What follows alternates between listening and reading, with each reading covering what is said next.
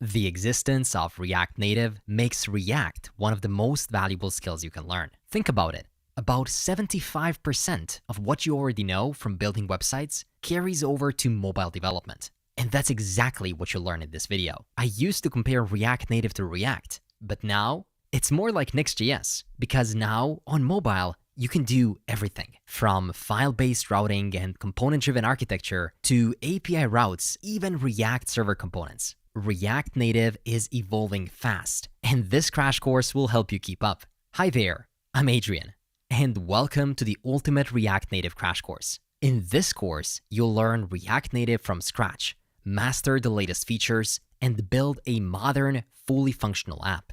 We'll start with a quick look at React Native's journey, why React Native is the go-to choice and how it actually works, an introduction to Expo, the official React Native framework, mastering core building blocks, file structures, routing, and more. And then we'll dive straight into building a fully featured movie app with a home screen that has the top trends feature, showing the hottest movies using an algorithm that you'll write and that will power using the open source tool called Appwrite. And you'll also be able to see some latest movies here. Then, of course, there's the custom tab navigation, a search screen to find any movie in seconds, and a full movie details page where you can get all the info you need and more.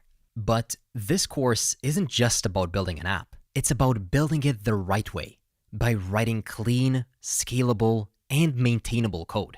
And to make your journey even easier, I've put together a free React Native roadmap that covers the essential tools you need to know, the projects you should build, and the exact path to getting hired as a React Native developer. You can download it now, it's completely free, and the link is in the description. So, by the time you finish this course, you won't just know React Native, you'll be shipping real apps with confidence. So, let's build something great.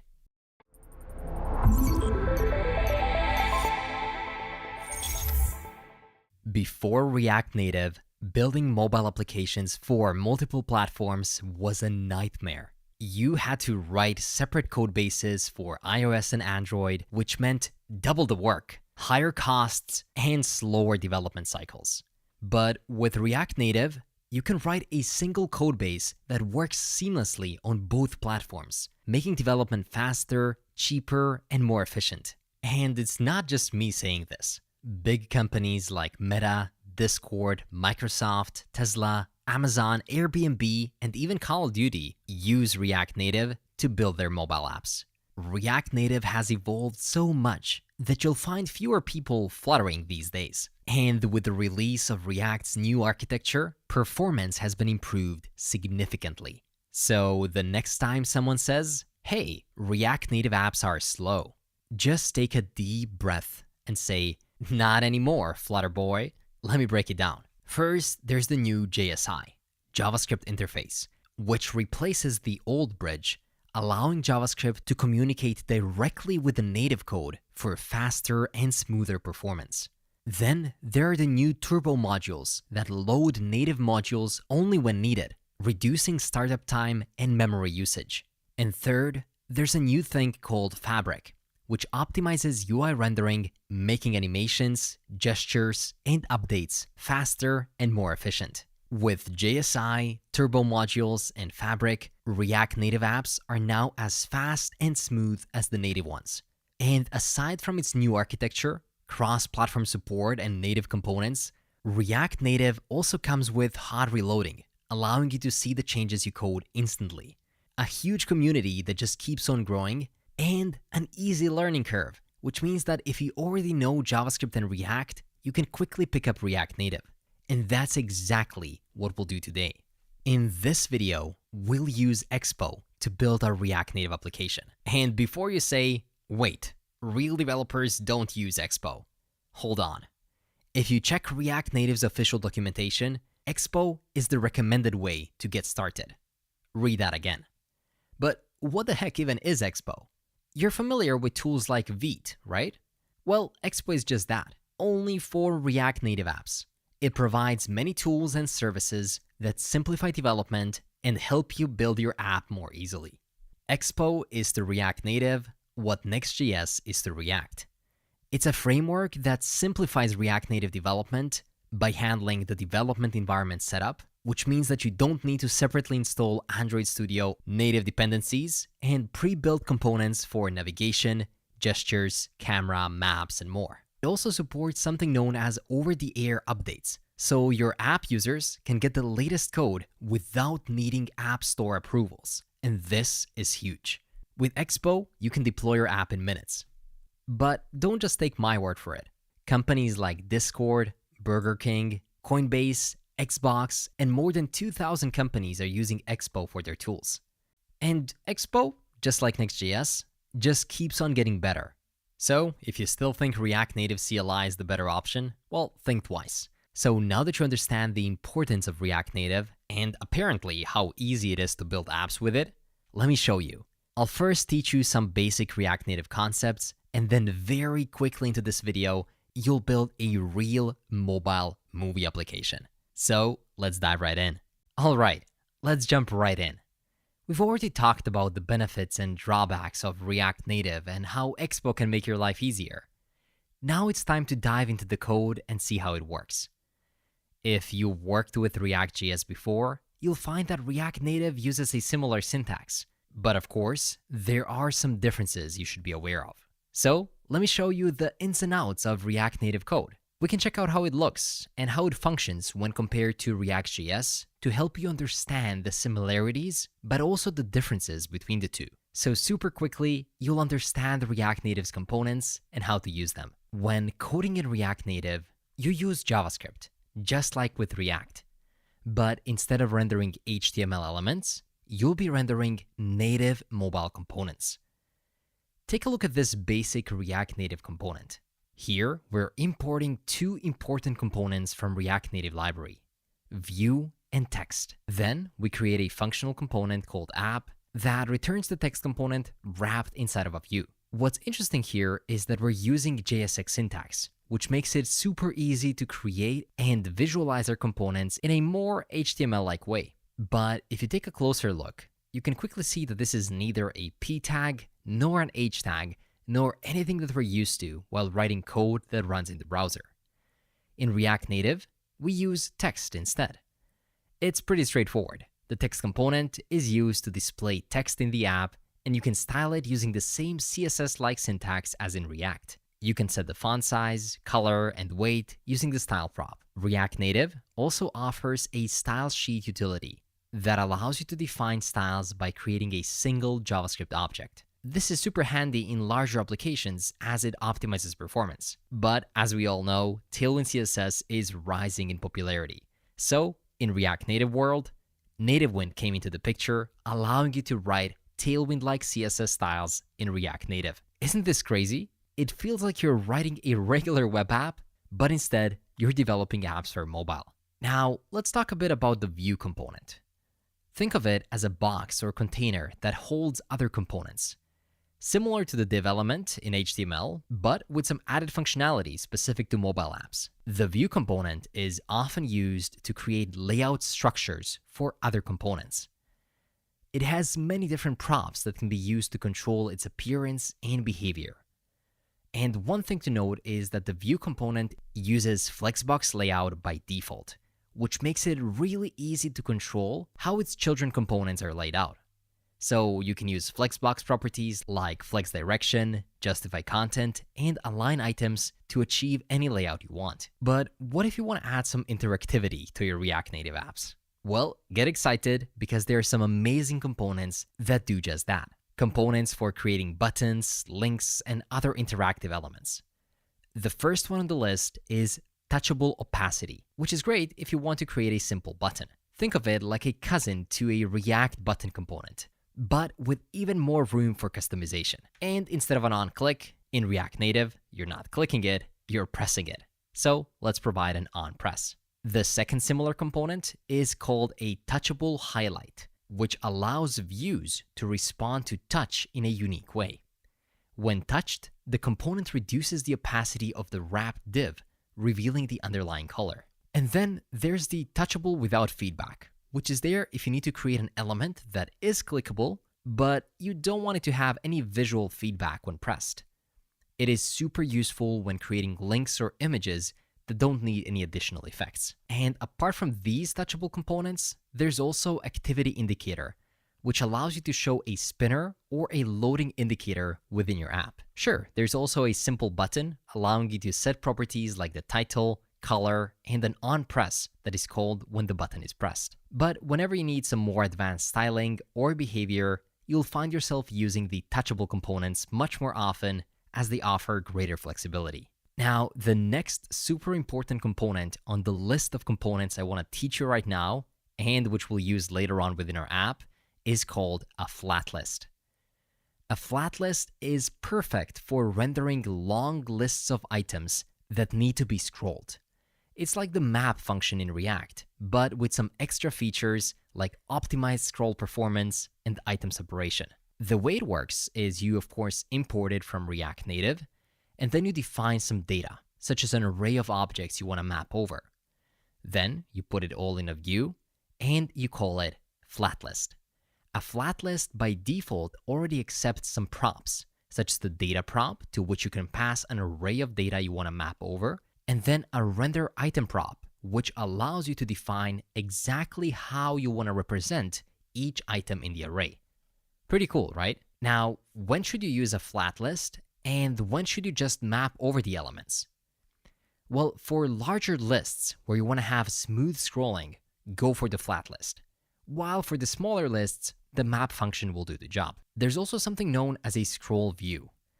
You can think of it like a magic box that can hold multiple components and views, providing you a scrolling container for them.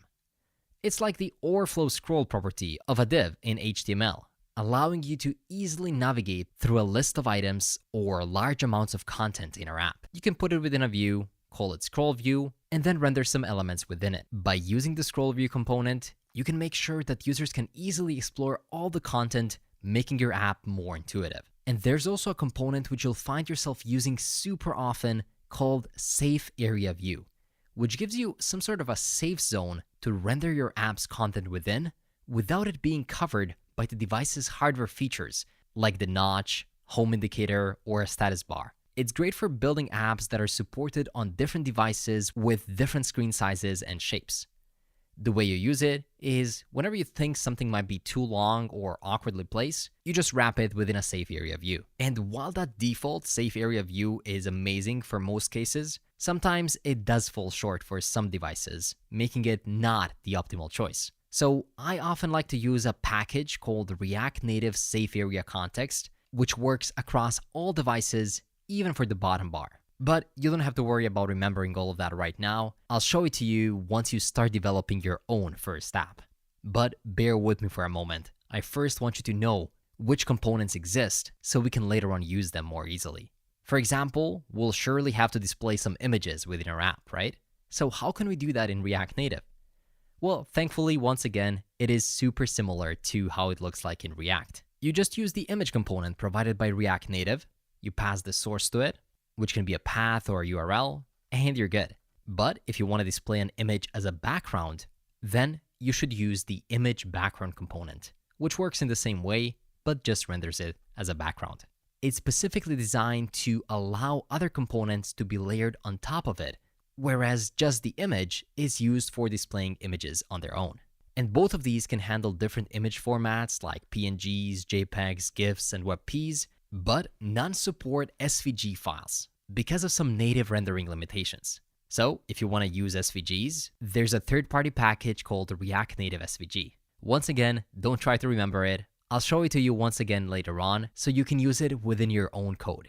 Okay, now that you know how to use images, what about modals? Well, thankfully, React Native has components for that too. It's called a modal. Just import it from React Native, set visible to true, add an animation type, and define what happens when you close it. Pretty simple. There's also an alert component, which you can, again, just very conveniently import from React Native and call it by saying alert.alert, provide a title and functions which you want to execute on cancel or on OK. And if you're creating forms, you might want to create some kind of a toggle in React Native.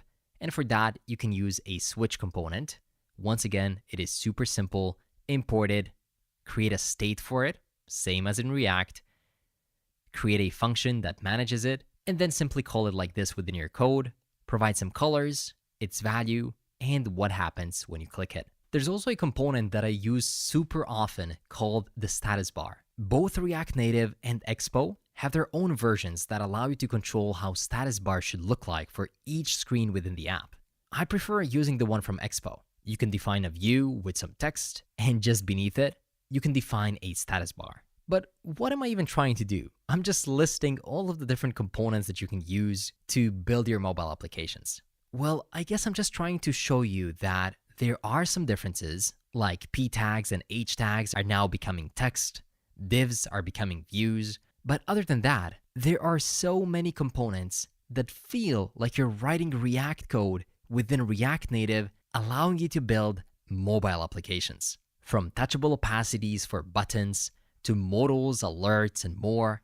The list doesn't stop there. Of course, I don't want to waste your time. We're not going to go through every single component that exists in this video. But I did take some time and I wrote down the most important ones within the free React Native guide linked in the description. So if you want to check them out there, see the differences and similarities, and just have a place where you can recap what you learned, that guide is what you need. But now that you know the most important components and concepts in React Native, let's dive right into action. I'll show you how to set up your app, what files and folders are involved, and everything else that matters, step by step.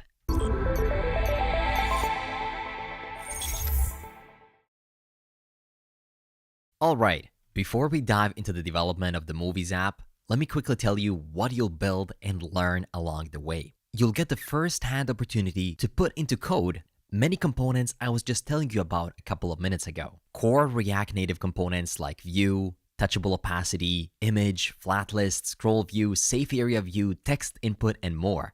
Different navigations like stack navigation, tab navigation with custom styling, and advanced file-based routing, including nested and dynamic routes. Custom hooks and fonts to make your app more flexible and reusable, types and interfaces with TypeScript for better type safety, responsive design to ensure the app looks great on any screen, of course, Tailwind CSS for clean and scalable design, backend with Appwrite to handle data and user interactions, and many other best practices. We'll go step by step, and I'll teach you to implement amazing stuff which you'll see yourself using across any future apps you build, like a search feature with optimized performance, fetching movies data from a third-party API, smooth loading and error handling, and then a trending movies algorithm that tracks user searches and helps us recommend the most popular movies based on real user activity. Pretty cool, right? We'll use Appwrite to store that user activity for this algorithm to work. So let's quickly create an account.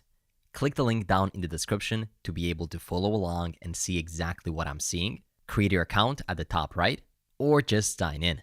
As you can see, I'm using Appwrite for many of my projects. And now you can just create a new one for this one. I'll call it JSM_RN movie app. You can do something similar. And you can choose the region and click create. Now we can set up our project's file and folder structure, and very soon we'll put this project to use.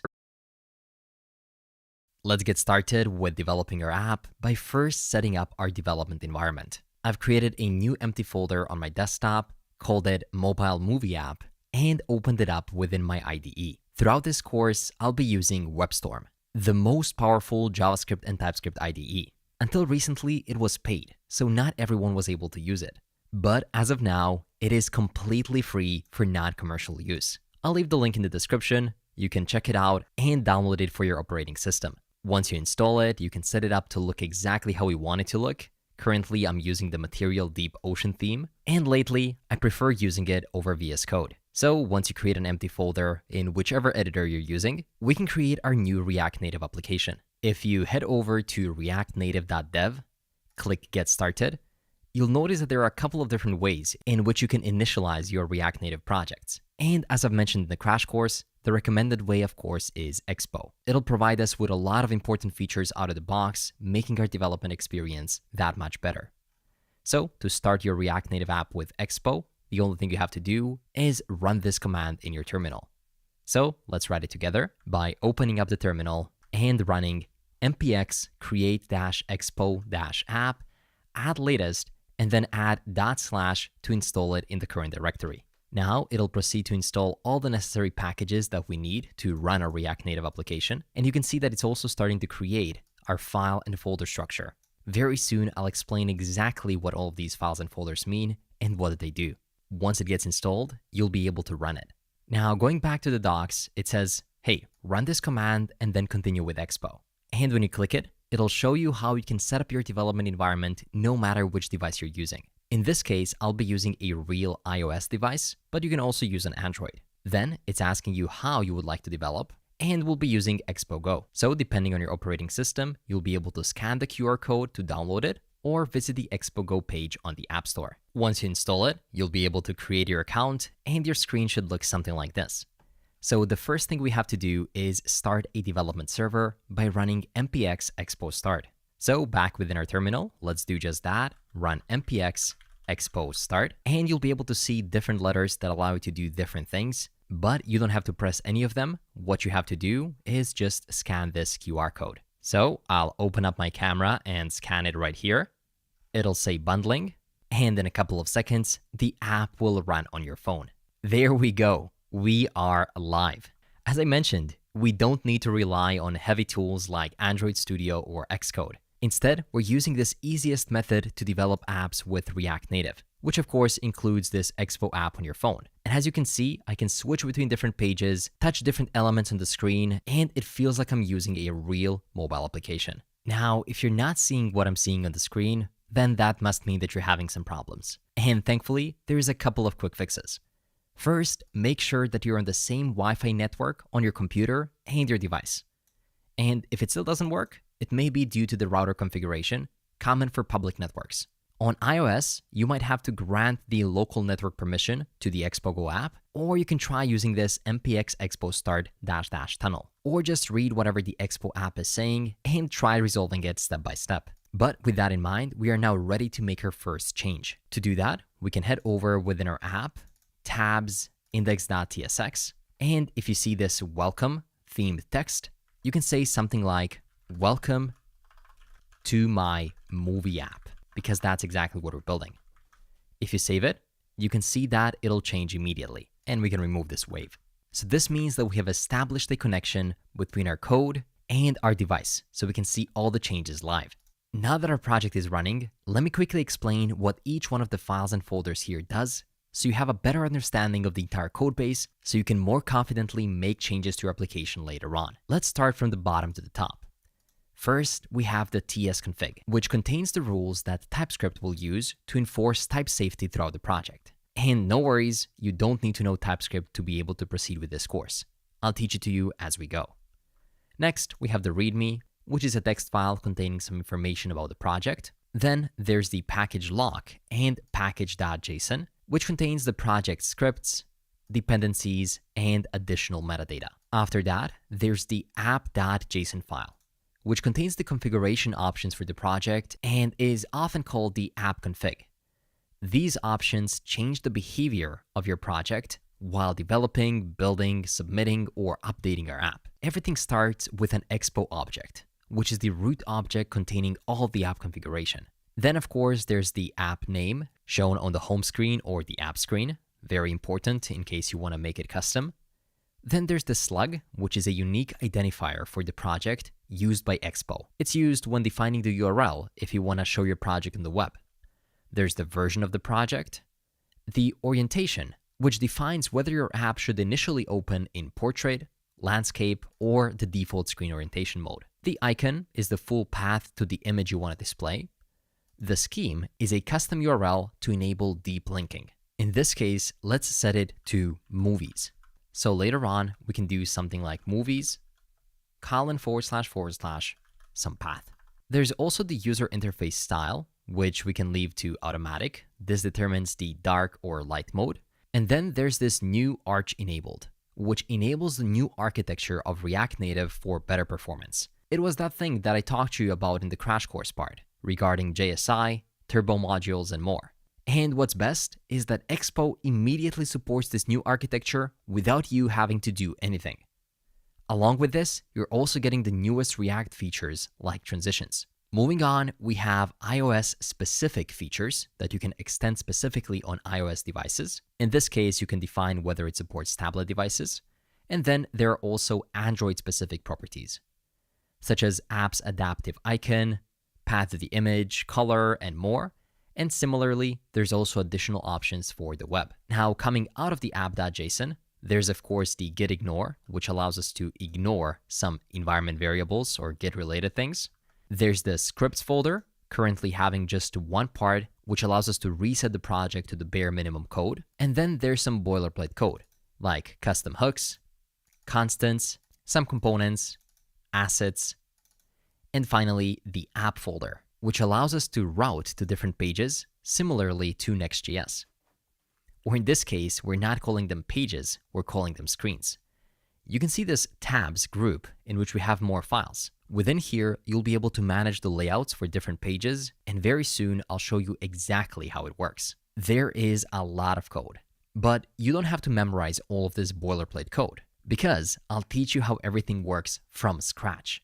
So let's use this nice script that Expo has given to us called reset project, which will set the project to its bare minimum. I'll stop the application from running, and then I will run npm run reset-project. It's going to ask you whether you want to move everything to the example folder.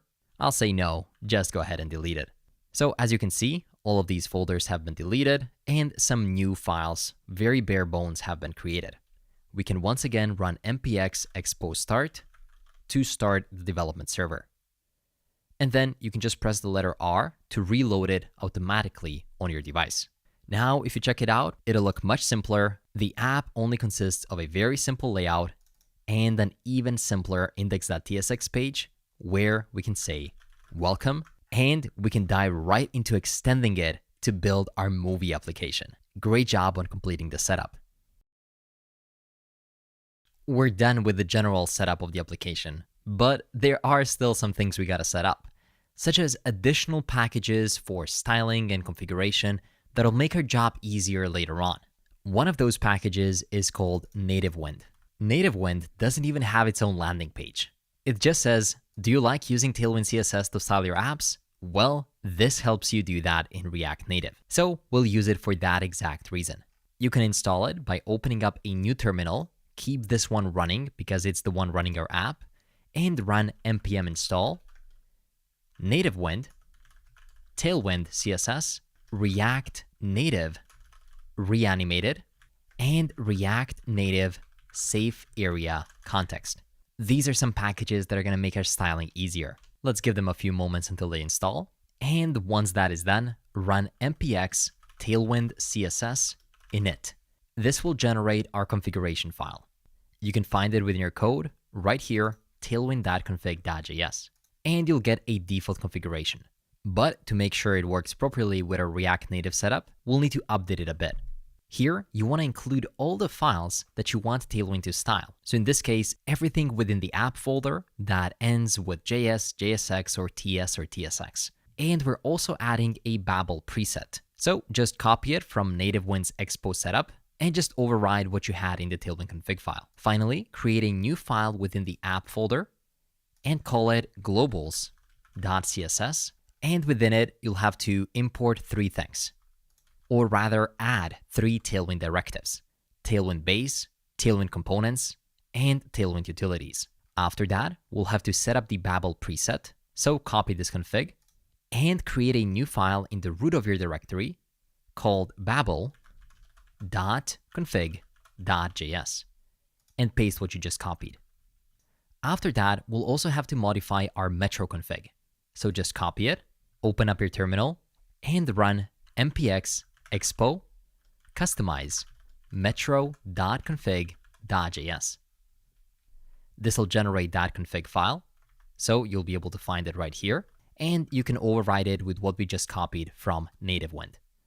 Get default config. With Nativewind, we wrap that configuration and we set it up. You don't have to worry about understanding what's happening here. This is just the setup to make the styling work. Finally, we can head over into our app_layout.tsx, and right here we can import the /globals.css so we can actually apply some of these styles. And then at the root of your project, create a new file called nativewind-env.d.ts, and within it, add a triple forward slash, open up a new self-closing component called reference, and add types equal to native wind types. This will enable TypeScript to recognize Tailwind CSS classes, preventing constant error messages. And very quickly, head over into your Metro config and make sure that the input points to the right path to our globals.css file. So it is not /global.css, rather it is /app/globals with an s.css. This has to match this globals.css file. Once you do it, close all of your files and open up your terminal. To make sure that everything we've done right now actually works, you'll have to restart your application by pressing Ctrl+C. And this can get boring pretty soon. But whenever something is not working or your changes are not being reflected, just go ahead and reset it, it'll help. So start your app with a command npx expo start --clear. This will make sure that everything we've done actually gets taken into account. And then press R to reload your application. It'll first bundle it, and then depending on your internet speed, it'll download the code and it'll display it right here on the screen. So while that is happening, let me head over into the index.tsx file. And now, hopefully, we can style our applications using Tailwind. Instead of these default styles, let's remove these default inline styles.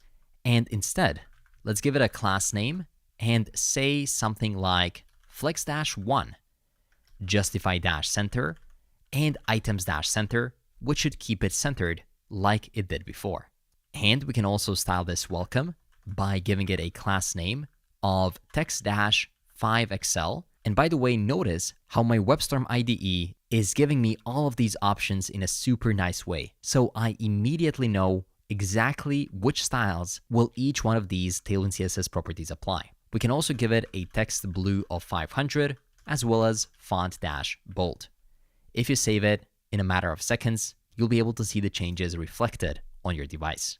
Now, instead of saying something like text dash and then manually defining the color like #123123, this is not gonna work, right? Whenever you change one color, you have to change it across hundreds of different files. So what you typically do when using Tailwind is define custom themes within your configuration file. So head over into tailwind.config.js and extend your theme with some additional colors, such as a primary color of something like #030014. Now, going back to your app, you can just say text-primary, and it'll automatically take that color into account. Pretty cool, right? So where did I find this color? Well, just below, you'll be able to find a link to a complete Figma design of this project. You can go through it a bit, and if you go ahead and click a couple of times on different elements, it'll tell you what is the color of that specific element. So for example, we have this accent color of AB8BFF, so we can copy it, and back in the code, we can add that accent color just like this. And then you can use it very easily within your code by saying text-accent. There are also a couple of other colors from this design that I want to add. Maybe the dark background color or this gray color right here that we want to use. You can find them on the design yourself and then copy them within your app, such as this variant of the dark color, or we can do it together right now. There aren't too many. Alongside the primary color, we'll also have the secondary, which is going to be #151312.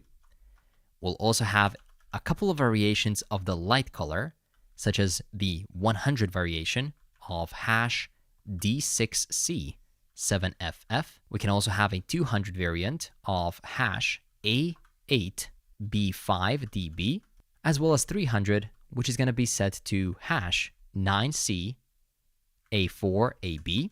And we can have a couple of variations of the dark color, one for the bottom navigation bar and one for the background.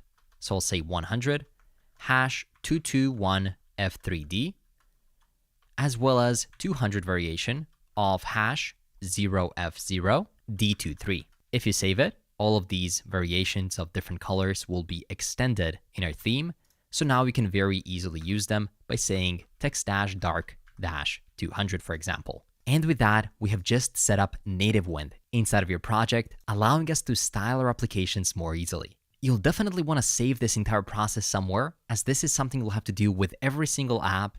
And as you saw, it's not easy as ABCs. If you mess one thing, the styles will not be getting applied. So I'll include the entire native wind setup within that React Native guide down below, so you can always refer back to it even when you're building your own applications in the future. Great job on setting up the styling. Next, routing. Oh, and I almost forgot to mention something that is super relevant here. If you're struggling with Tailwind CSS and you think that would hinder your work on the React Native app, just recently I have published the updated version of the Tailwind CSS crash course, which teaches you everything you need to know about Tailwind in less than an hour. So if you want to revisit your Tailwind styling game before we proceed with the rest of the course, checking it out might be a good idea.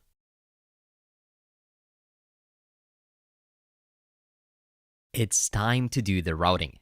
And as I mentioned before, routing in React Native works similarly to routing in Next.js. But even if you haven't tried it in Next.js, don't worry, because I'll show you exactly what that means. It simply means that your file within the app folder represents your route, and the file name is a URL pointing to that route. For example, the app.index.tsx represents your home route, the starting point of your app. And if you want to create another route, like let's say you want to onboard users to your app, you can create a new file and let's call it onboarding.tsx. And within it, you can run rnfes, which is a simple React Native functional export with component styles. So just a quick boilerplate so we don't have to write it by hand. If this didn't work for you, that must mean that you don't have the React and React Native extension for plugins installed. So just search for your plugins and search for React or React Native plugins. Once you've created this route, we have to figure out how we can get to it from the index route. So let's head over into the index, and just below the view that says welcome, let's put a link coming from Expo router, and let's give it an href of /onboarding, and it can simply say onboarding. If we save it, you can see it right here on your screen, and if you try clicking on it, you can see that it says unmatched route. But let's first reload. I'll open up my terminal and press the letter R and click on onboarding. And there we go. We have been redirected to the onboarding screen. And now you can use all your device's native back and forward functionalities, such as on iPhone, it is normal to scroll from left to right to go back. This works seamlessly. Similarly, let's say you want to create a route that shows the details of a movie. Well, we can create a new folder and let's call it movie. And within movie, we can create a dynamic route. So that means creating a file in which we wrap its name within square brackets. And you can define what the actual parameter is. In this case, I'll wrap it in a square brackets of id.tsx. Here, you can once again run rnfes, and this will create a boilerplate function, which we have to fix a bit. I'll call it details, export default details, and we have a style sheet at the bottom. So now the question is, how can we know on which movie's details page we're on?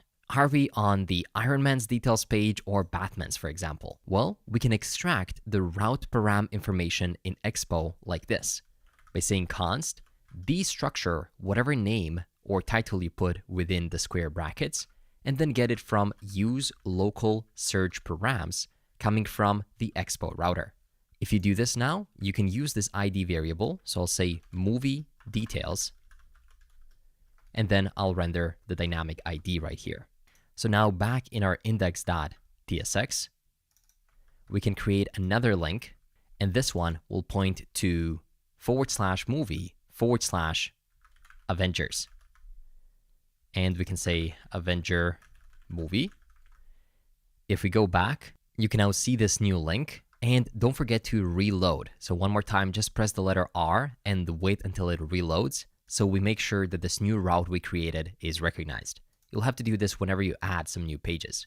Now, if you click on the second link, you'll see that we go to the movie details page, but it knows that we are on the Avengers movie details. You can play with that a bit more to fully understand how routing works, But what I'll do for now is remove those two examples that we have created by entirely removing the movie folder as well as the onboarding file. That's because I want to teach you how you would begin creating the screens for your entire application by first looking at the design. This right here is a typical React Native application. Well, it definitely has a design better than most of the apps out there, but you get the idea. We have the home page, some kind of a search page, and also a details page for whatever it is that we're searching through. We also have a bottom navigation for the home screen, search, saved, and the profile. And of course, there's also auth. So if you'd like me to extend this React Native course to include authentication too, let me know down below. But with that in mind, we now have to figure out how many screens we have, and for each one of these screens, we have to give it a proper route. First of all, there's the home screen, the search screen, the save or bookmark screen, the profile screen, and finally, the movie details screen.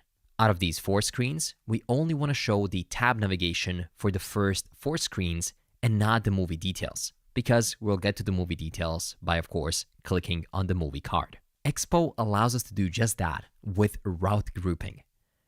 We can prevent a segment from showing in the URL by using the group syntax, which is just a pair of parentheses.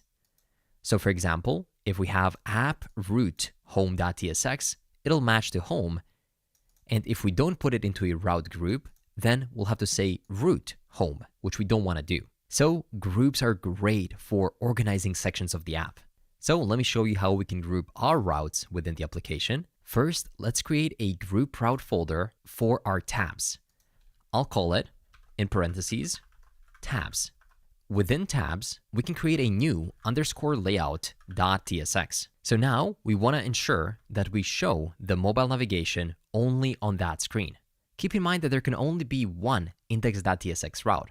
And right now, it is right here in the root of the directory, but we actually want to put it within tabs because the homepage is a part of the tabs layout. Next, let's create the other 3 routes by creating a new file and naming it profile.tsx. Let's quickly run rnfe, which will quickly spin up a new functional component. And let's create a second file right here, or a second screen, should I say, and let's call it saved.tsx.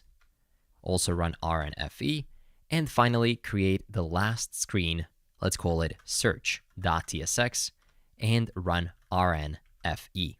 Now for the movie details, since it's outside of that tab layout, we want to create it within the app by creating a new movies folder, and within movies, create a new dynamic route of id.tsx within square brackets.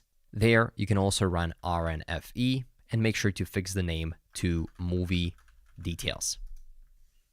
There we go. Perfect. Now we want to hide this ugly header that we have right here at the top that says index. How can we do that? Well, we can head over into the app layout.tsx.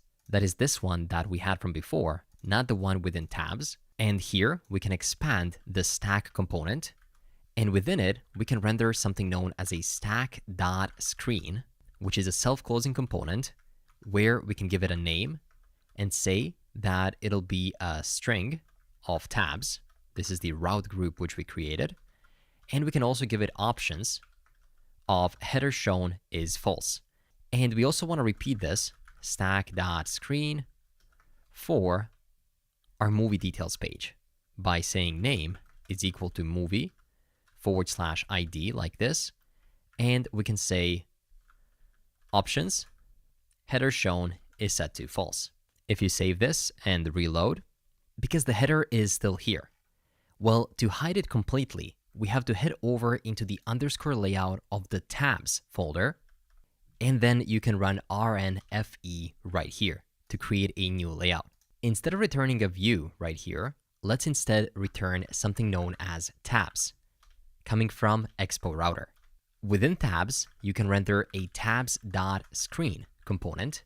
It is a self-closing component that has a name. In this case, it's index for the homepage, and then you can provide additional options. Here, you can also provide a header shown is set to false. as well as a title set to something like home, as this is the homepage. Now, if you reload your application by opening up your terminal and pressing the letter R, you'll see that there is no header shown on top. And if I comment out this tabs.screen, you can see that we still have index, so it is hiding that single route. And then this one, stack.screen, if you comment it out, this one is actually hiding the group route. So we are right now under tabs index. This one right here hides the route groups header, and this one right here hides that specific screen's header. And it also gives it a name, which is then shown right here at the bottom. So tabs allow you to modify how your bottom navigation looks like. Now, why did I say modify and not create your tabs navigation? Well, that's because you can see, even though we have only declared the home route, immediately right off the bat, 3 additional routes are here and they work out of the box. We didn't do anything, but yet React Native recognized that we have 3 other routes right here: profile, saved, search, and then the home. And at the bottom, we can switch between them. But what tabs allow you to do is to further customize them. So let me say tabs.screen, make it self-closing, and let's give it a name of search, as well as the options of title search and header shown set to false. So now we can see it has a capital S right here. And let's duplicate it 2 more times. This one for the saved. So let me call it name saved and title of saved. Make sure that you called it exactly as you did right here. And the last one will be profile, and I'll call it profile. So now no matter in which route we are, you can see that the header is hidden. But this results in a super basic, boring navigation. To make it look more similar to what we have on the design, we have to customize it by defining different icons for each tab of the navigation screen. So I took the time to find some cool images and icons so I can share them with you. Below this lesson, you'll find this project's video kit, which includes the link to the project repo, which then includes the README that has the assets. So simply go here and download them. Once you download them, simply unzip them, head over within your project, and delete the current assets folder as we don't need it. Then simply drag and drop all of these folders within your movie app. There we go. I'll now explain everything that we brought in here. First, we have the assets. The assets contain the font that we'll be using, some icons, such as the home, logo, person, and more, and also some images, like the background image, the highlight, logo, and more. We also have some constants, such as the icons and images, where we export all of these images from a single file with a specific name, so it's easier to import them later on. And we also have some interfaces so the TypeScript knows what kind of fields will each one of our documents have. So with that in mind, let's head back over to our tabs layout to make our tabs go from this right here at the bottom to something that looks more like this. We can start customizing them. Let's start with the Home tab button. React Native, specifically the tab screen, allows us to specify how the tab bar icon will look like. You can provide a callback function where you get access to the state of that specific icon, whether it has currently been clicked or not. And then here we can return an empty React fragment for now. And within it, we can return maybe like a background image. What do you think? So first, I'll return an image background coming from React Native that'll have a source equal to images. Make sure to click enter right here before you finish typing them to auto import them from constants. My WebStorm did that very nicely for me here. So you can see that I imported images from add/constants/images. And then we can say images.highlight. Highlight is this little part. So when we're currently on that screen, you can show this little pill-like shape. Next, within this image background, we can render a regular image coming from React Native with a source equal to images.home. And we can give it a tint color equal to #151312, as well as a class name equal to size-5. And we can close it right here. And we can also give it a text property that'll simply render the word home. Okay, so now this is looking a bit off, definitely not what we expected. So let's style it a bit. I'll give this source a class name equal to flex, flex-row, w-full, flex-1, min-w of 112 pixels. I found this value to work the best, with a min height of 14, a margin top of 4, justify-center, items-center to fully center it, rounded-full, and overflow-hidden. There we go. So now we have this real pill-like shape if it's active. Let's also render an actual icon. It is under icons.home, but also make sure to import the icons from constants. And now we can see this icon. And we can style this text by giving it a class name of text-secondary, text-base, font-semi-bold, and margin left of 2. Okay, so this is looking good. Now we want to repeat this for every single icon. And instead of copying this code and duplicating it 4 times, let's actually extract it into its own custom component. So this is not a React Native specific thing. It is just how we do things around React. So take this as a mini lesson. Whenever you have to repeat this multiple times, it's better to extract it, okay?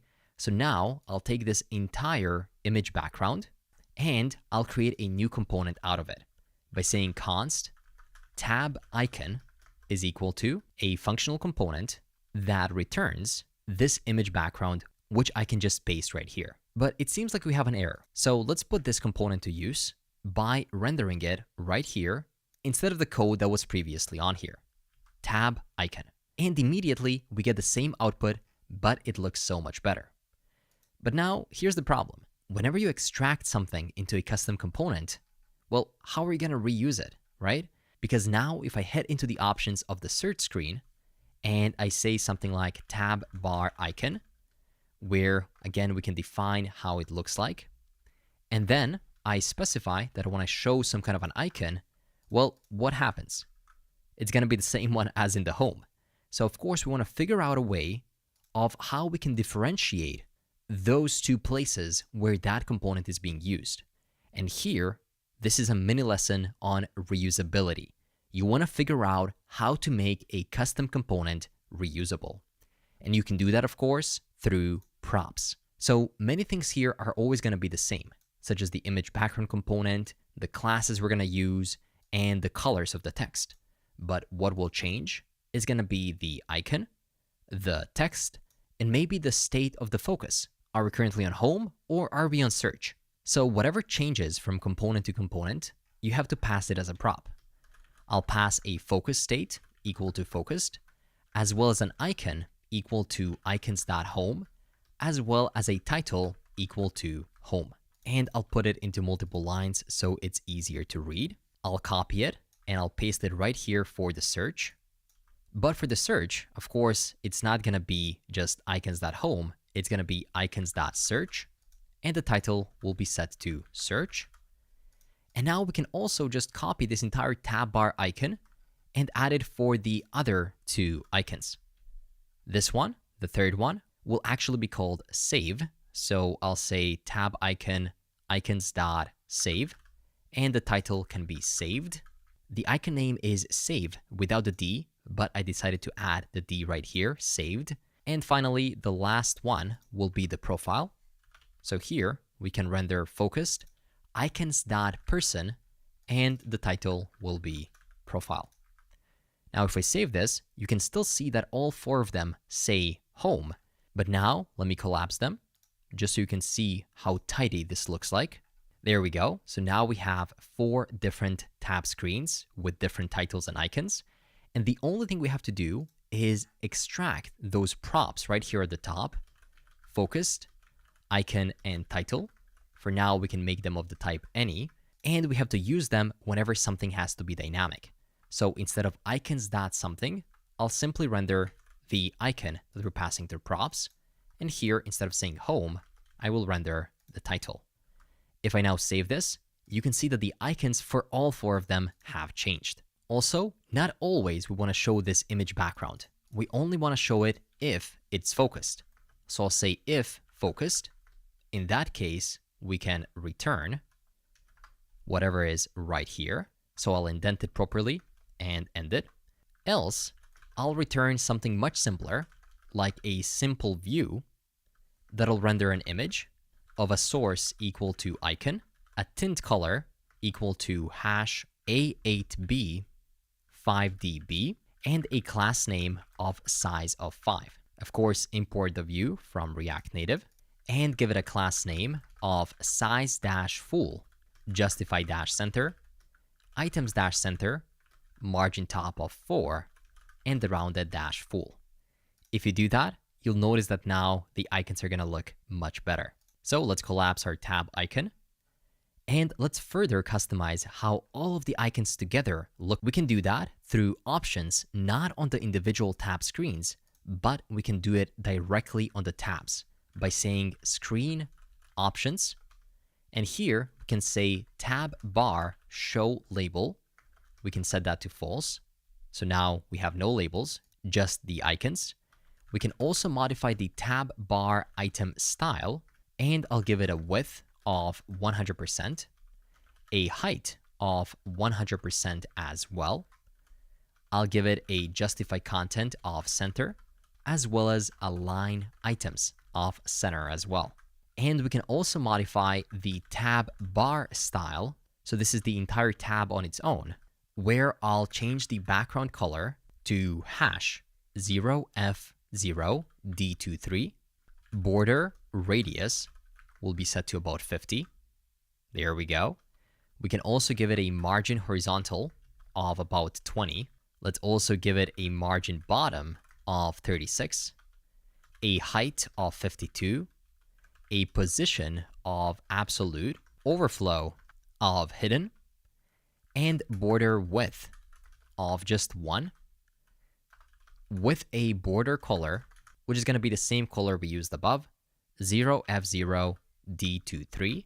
And there you have it. We have a navigation bar that looks much more similar to the one we have here. To make it perfect, we just have to fix this small little inconsistency where the height of this pill-like shape is not matching the height of the entire bar. So let's quickly head over into the tab icon and increase the min age from 14 to 16, and that did the trick.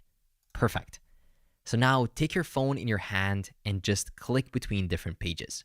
You'll only see welcome on the home screen, and the rest of the pages will appear blank, but if you pay close attention to the top left corner, you'll see that some text is changing. It's just that it's not visible within our current view. But if you've been paying close attention to the crash course, I already mentioned that there's an element that can help us make sure that everything fits nicely within the screen. So we'll explore it soon. But I'm already super happy with this because you have just implemented a fully functional routing system with a custom bottom navigation bar that allows us to switch between 4 different screens. Great job. I know this was a long lesson, so I'll keep the next one much shorter, but equally as important. I'll show you how to customize the logo of your application, so when users want to use it, they know where to click. Before we start developing this beautiful home screen UI, I want to quickly show you how you can customize your Expo app to show the logo of your application when it's loading. If you check out your terminal, you'll see an error saying asset not found, and right here, unable to resolve your asset, assets, images, icon.png within your app.json or app.config.js. This is because when we change the assets, we're no longer satisfying the need of our app.js to show our application's icon. It's pointing to a path that doesn't exist. So let's fix it. We can show an icon called assets, images, logo.png. You can copy it, that full path, and we can also change it for Android as the foreground image.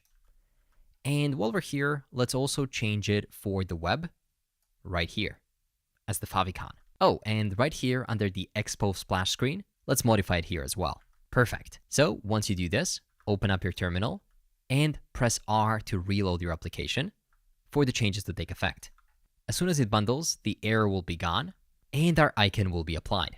So now if you reopen your Expo app, you should be able to see something like this, mobile movie app right here. Or if you want to change the name to something better, like Movieflix, you can do that too. And for this change, you'll actually have to reopen your Expo app and rescan the QR code too.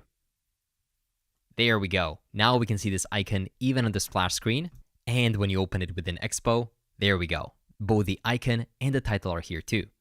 Of course, we're within Expo right now, but this would be reflected on your device's home screen. I mean, just imagine opening up your iPhone or Android device and seeing your app on the home screen right there with its icon and the title.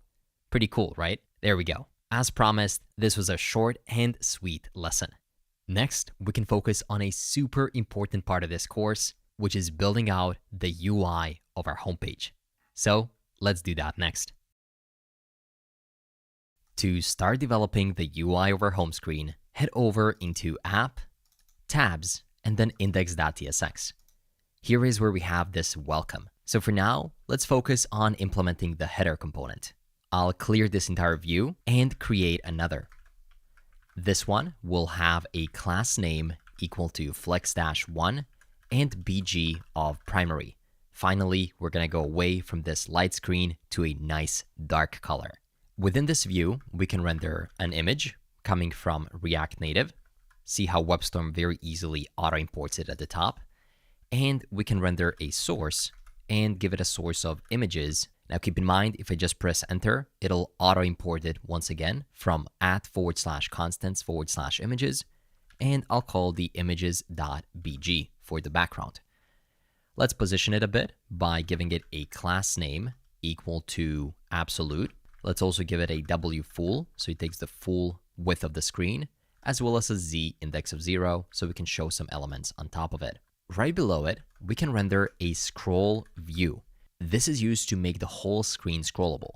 So if there's a lot of vertical content that might not fit within a single view, then you need to wrap everything within a scroll view for users with smaller devices to be able to see it. Let's give it a class name equal to flex-1 and a padding X of 5 to give it some horizontal spacing. Within it, for now, let's just render a single image that'll have a source equal to icons, again coming from constants, dot logo, with a class name equal to W of 12 for the width, H of 10 for the height, margin top of 20 to divide it a bit from the top, margin bottom of 5, and margin X of auto to center it in the middle. There we go. This is starting to look like a real app already. Now, if we had more content, we would have this ugly scroll bar at the right side. So to remove it, we can give an additional prop to the scroll view called shows vertical scroll indicator, which I'll set to false. And I'll also give it a content container style, which will be equal to an object where min height will be set to 100%, and also padding bottom will be set to 10. So now you can see if you scroll up and down, it kind of moves, the logo moves, right? But we have no content to show. So very soon we'll be able to add some content. But first things first, we have to ask ourselves, what is the first thing that we want to show on the homepage? And it'll be the search bar, which will be our first component of the day. So let's create a new components folder. And within it, let's create a new file called searchbar.tsx. And within it, run rnfe to quickly create a new component. Now we want to be able to see that component somewhere. So let's head back into the index.tsx and let's head right below this logo image and render the view that'll have a class name of flex1 and margin top of 5, and within it just render a self-closing search bar component coming from @/components/search bar. Now you won't be able to see it yet because right now it is just a single piece of text, which is hard to see on a dark background, but of course we're gonna style it further. So let's start by giving this view a class name equal to flex-row items-center BG dark 200, rounded dash full, and padding X of 5, as well as padding Y of 4 to create some spacing. In between it, we can render an image, which is going to be kind of like a search icon. So let's import the image component and give it a source equal to icons.search with a class name equal to size of 5, a resize mode equal to contain, as well as a tint color equal to hash AB8BFF. And of course, don't forget to import the icons coming from constants. If you do that, you should be able to see this little icon at the top left. Below it, we can render a text input. Okay, so a text input is like an input component in React or in regular HTML, and it allows you to pass similar things to it, such as the onPress functionality, which for now I'll just leave as an empty callback function, a placeholder that you can pass to it, which can be something like search for now, a value, which can be equal to an empty string for now, an onChange text, which for now will be equal to an empty callback function, a placeholder text color, which can be similar to our tint color, A8B5DB. There we go, now we can see it. And finally, we can give it a class name of flex-1, margin left of 2, and text-white. So now we have what appears to be a very simple search. And when you click on it, you can see that your keyboard actually opens up, giving you a way to type something in. Now, what we need to do to make this somewhat functional is pass the real onPress value from the index. So typically when you have smaller components like a search bar, on its own, it doesn't necessarily have to be concerned with what it is doing. Typically, you have some logic that you pass from the parent component to the child component, in this case, the search bar. So what we can do is define the router right here in the home page. You can say something like import use router coming from Expo router. You can define that router right here by saying const router is equal to use router. By the way, this is the first time we're using the router right here. And what we're doing here is essentially using something known as a hook. So in React, and therefore in React Native, when something starts with the word use, that means that it is called a hook. And hooks are typically called at the top of our functional components. And then they expose additional functionalities. In this case, the router functionality allows us to move between different screens programmatically, not necessarily by clicking a button or something, but we can use it to go to another page or screen when something happens. In this case, I will pass two props to the search bar. The first one will be the onPress functionality that will for now call the callback function and then call the router.push, which will push it to /search. Okay, so we want to move to the search screen once pressed, and I'll also pass a placeholder equal to search for a movie. Now, if we head into the search bar, we can accept these different props. So right here at the top, I can destructure them and accept the placeholder as well as the onPress. And these can be of a type props. So right above it, we can define a TypeScript interface called props and just say that the placeholder will always be of a type string and onPress will be optional and it'll be of a type function that returns void, meaning nothing. The goal of this function is not to return something, rather it is to use the router functionality to push to a different URL.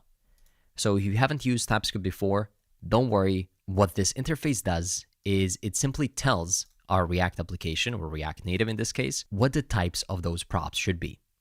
So now onPress, we can call the onPress functionality that we're passing through props, and also we can pass in the placeholder. There we go, search for a movie. Now check this out. As soon as I click search for a movie, it actually redirects me to another screen called the search screen, which we'll implement very, very soon. But of course, it doesn't make sense to start implementing the search a movie screen if we don't yet have any movies to search for. So in the next lesson, let's go ahead and fetch the movies data from a third-party API. To fetch the movies for our great mobile movie application, we'll use TMDB, a database of, I think, every movie that you can possibly think of. This is their public-facing website, but they also have an API. So if you Google for TMDB API getting started, or I'm going to also leave the link in the description, then you'll be able to find this getting started guide. Head over to the API reference, and here you'll be able to give it a shot. We'll be using Node.js to make the calls, and you'll have to get your API key. It'll ask you to log into your account or to create it if you haven't before. So feel free to create your account as it is completely free. You don't have to worry about paying anything and you'll get access to all the data. Once you log in, you'll be able to see something like this, which is your account, and then head back over to the Getting Started guide and click the link that says API link. There we go. Here you'll have your API read access token.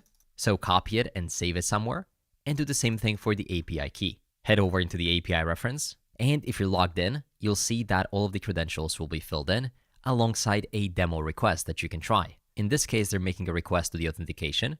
So if I click try it, you can see that it succeeded. In this case, we'll be using the endpoint for discovering movies. So search for discover movie, and you'll quickly be able to find that movies is deprecated, but you should use discover movie instead. And it tells you right here which API request you have to call, find movies using over 30 filters and sort options, and it tells you right here what you can pass over into it. We can also give it a shot by clicking try it, and then you get back the total number of pages, which is 49,000 pages that has almost 1 million movies. And here, of course, you get more details for every single one out of those almost 1 million movies. How cool is that? Now, let's actually try to call this within our code. Let's go ahead and copy this entire fetch request by selecting it and then pressing Ctrl or Command C, and then heading back within our code. We'll create a new folder that we'll use for the API configuration. So let's create a new folder. Let's call it services. And within services, let's create a new file called api.ts. Within it, for now, you can paste this request that we just copied, but comment it out. We first want to set it up from scratch so it's fully reusable and more structured. First things first, we need to extract this key that was given to you. So if you head back to your credentials header, select it and copy it, you can now store it in a more convenient place, such as a .env file. This stands for environment variables, and make sure that it is in the root of your directory. I'll call it expo_public. If you're going to use it on the front-end side of your Expo application, you have to prepend the name of your environment variable with expo public, and then say movie API key and paste your environment key. Now, we won't have to every time spell it out within our code for everybody to see, but we'll be able to just refer to this variable. So instead of just making one single request, let's actually form a TMDB configuration that is reusable so we can actually change the way we interact with it. We can call it for multiple different endpoints. To do that, you can export const tmdb_config, and it'll be equal to a single object. Within the object, we can first pass the base URL like this. And the base URL will be this starting part up to the part where the endpoint will actually change. So sometimes it'll be discover movie, sometimes it'll be my profile, for example. But there's always a base URL that each API has. So https://api.themoviedb.org/3 and leave out the last /. We don't need it here.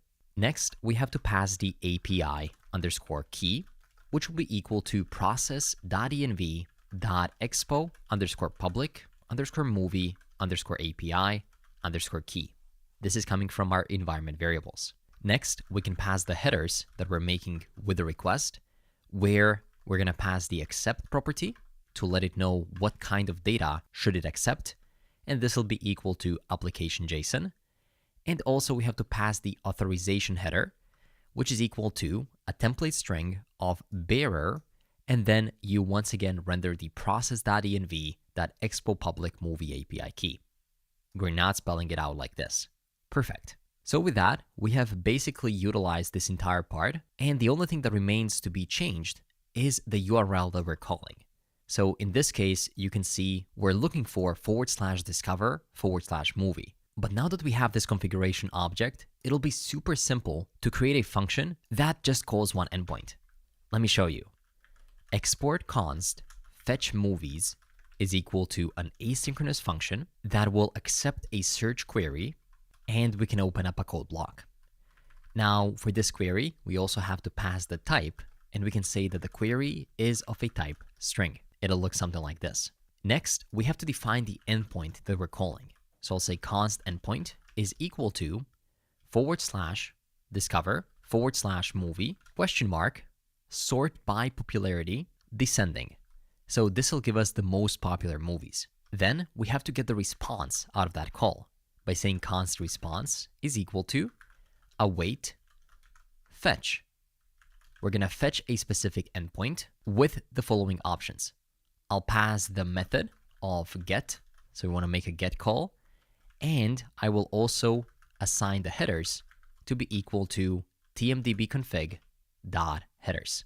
Finally, we'll check if the response is not okay. So if not response okay, then throw new error, failed to fetch movies. And we can also console log the response.status text to see exactly what went wrong. I'll suppress this TS warning right now because I assume there will be a response.status text that might give us more info. And then if everything is okay, we can extract the data from the response by saying const data is equal to await response.json.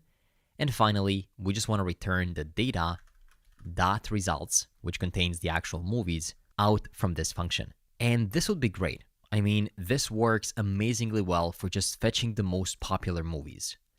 You could say fetch popular movies, and you would be good to go with this function. But I want to teach you how to make it more modular, how to make it work both for fetching the popular movies, as well as to work for fetching the movies that we search for. So if a user heads over and clicks search right here, we actually want to use the same function, not create a duplicate one, that'll fetch the movies based on the user's search query. So what you can do is say that the endpoint is equal to, and then if there is a query, so if query exists, then we can change the endpoint to be equal to /search/movie query is equal to, and now here we can pass over the query like this. But whenever you pass plain strings into a URL, it is always better to encode them, just to make sure that we don't have any weird characters that the browser might not be able to process. So you can write encode URI component and then pass the query into it. This way, we'll be sure that everything is good. And then if we don't have the query, simply search for the latest movies. Now, the final thing we need to do to make this work is also make the bottom one a template string. Why? Because for both of these, we actually want to add the tmdb_config.base URL at the start of them. So everything starts with this base URL, and then we're changing the exact endpoint depending on whether we have the query, and if so, we pass it, or if not, give me all the most popular movies. I think you can now understand a bit more detail of what I meant when I said that we're going to make this reusable and just better configured. And it makes sense because the endpoint is different, but the actual data we're returning from the function is still the same. They are movies. So with that in mind, you have successfully created an account on TMDB, you extracted your own API key for free, and you made a function that fetches the movies, either the most popular ones or the ones that match the user's query. Very soon, we'll put it to use. But just before that, in the next lesson, I'll show you one more optimization that we can make to use the fetch movies functions we created in a more optimized way. In the previous lesson, we implemented this fetch movies function. But before diving into using it, which involves API calls, using the useEffect hook, managing loading and error states, and potentially cluttering our code with repetitive logic, there's a more efficient approach. Instead of repeating the same code for every request, we can improve this process by using something known as a custom hook. This hook will handle fetching the data in a clean, reusable, and scalable way. So let's create a new file within the services folder, and let's call it usefetch.ts. And we can develop that custom hook. This hook will allow us to handle API requests without cluttering the components by abstracting away the logic for fetching the data, managing loading and error states, and it'll even provide us with a way to manually trigger a refetch when needed. Let me show you how it'll look like. We can say const usefetch. Again, notice the keyword use, indicating that it is a hook, and we can make it equal to a function call, and we can make it equal to an arrow function. Now, bear with me for a second. The usefetch hook will accept the fetch function as a parameter, okay? So what can this fetch function be? Well, it can be like fetch movies, or it can be something else, maybe like fetch movie details. Whatever it is, we're gonna pass it into this usefetch call. So it'll look something like this, usefetch fetch movies. We immediately have to let it know that the first parameter will be that fetch function, and we need to define its type. And the type will be a function that returns a promise, and the promise will be of a generic type T. T makes it a generic function, allowing us to later on pass the specific data types that we want the function return to be. It'll all make sense once we start using it. We also have to add this generic T parameter here, and as the second parameter, we'll pass the autofetch and make it equal to true. If you don't understand what this means, specifically this promise generic parameter T, again, don't worry about it. I'll explain it in more detail once we actually start using this function. Great. With that said, this usefetch function will have to work with some kind of data. So we can create a new state called data and set data, which will be equal to the useState hook, and it'll be of a type T or null. You define it right here before we open the function call of this function, and by default, we'll set it to null. Next, we need to define the loading and set loading at the start equal to false, and also the errors. Const error set error is equal to the useState, where the type of that state is either an error or a null by default. Now that we have implemented those different states, let's create a function, const fetch data, which will be equal to an asynchronous function within which we can open up a try and catch block. In the catch, we'll of course get the access to the error. I'll shorten it for ERR, and within it, we can set error if an error is an instance of error, then I'll just forward the entire error, else I'll just create a new error and pass in a string of an error occurred. And I'll suppress the TypeScript right here for this line by saying tsignore. Then we're going to also add a finally clause. Finally block of code gets executed either when a try succeeds or a catch finishes. Either way, we want to set loading to false. But now what we care about the most is dealing with the try block, which means actually fetching the data. First, we're going to set loading to true because we want to start the loading action. We're going to also reset the error to false, or rather null. There is no error. And then we can say const result is equal to await fetch function. So keep in mind that this fetch function is not yet declared. The fetch function will be passed through props, and it can be either the fetch movies function, which we created not that long ago, or maybe another function which we'll create in the future, like fetch movie details, or maybe another function which we'll create soon. In any case, the function we want to call will be passed through as the first parameter to the usefetch hook, and then we'll call it right here, get the results, and simply set them to the data. So set data is equal to result. Also, below this entire fetch data function, we can also have a reset function.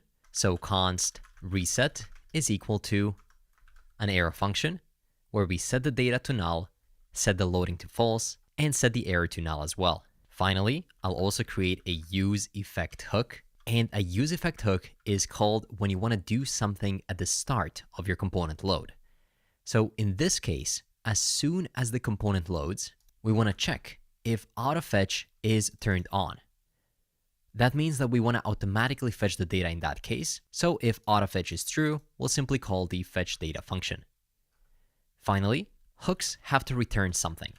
So I'll return almost everything.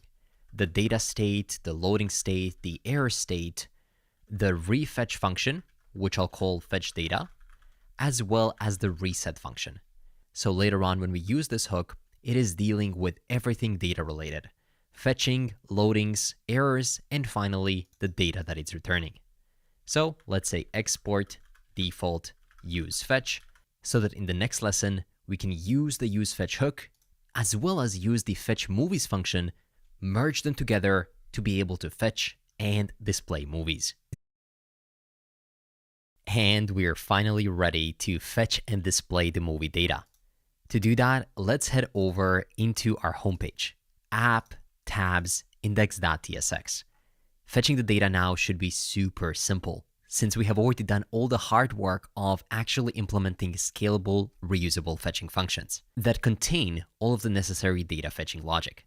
Let me show you what I mean. Instead of handling all the states and everything right here, now we can do just a single thing. Const destructure the data that we're going to fetch, rename it to movies, and make it equal to the call of the use fetch hook coming from services use fetch. To it, we have to pass a callback function, in this case, fetch movies, which is another one of our functions we created.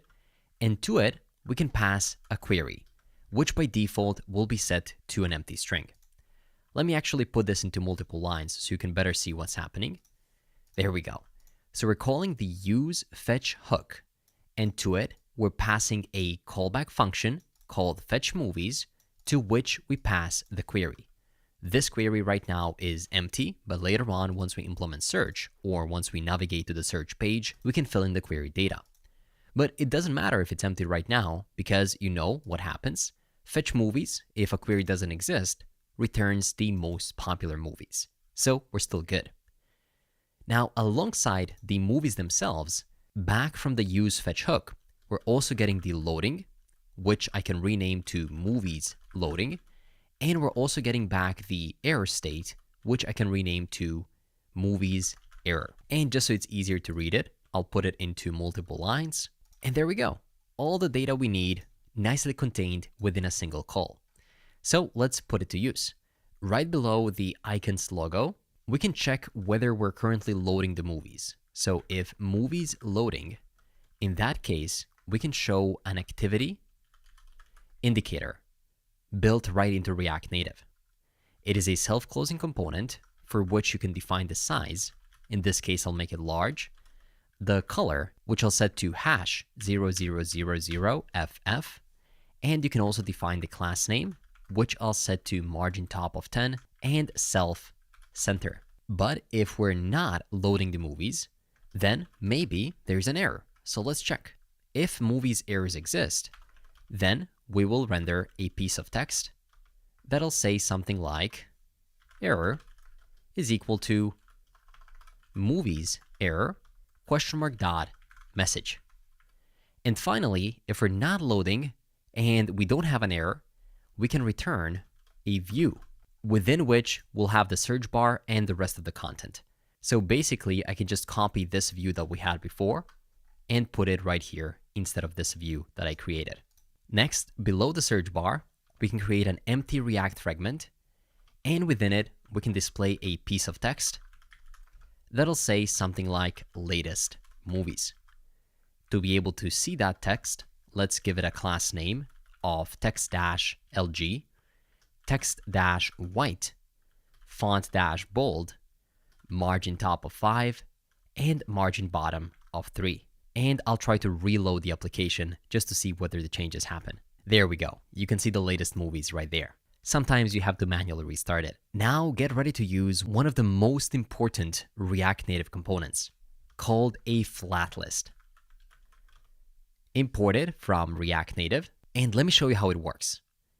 A pretty cool thing about the flat list is that it accepts a lot of props. So for it to work, you don't have to customize it that much outside of figuring out which props to provide. First of all, we have to provide the data prop. That'll simply be equal to movies. That's the data we're rendering. And then we have to tell it how it will render each item, each one of these movies. First, we can destructure that item, which is a movie itself.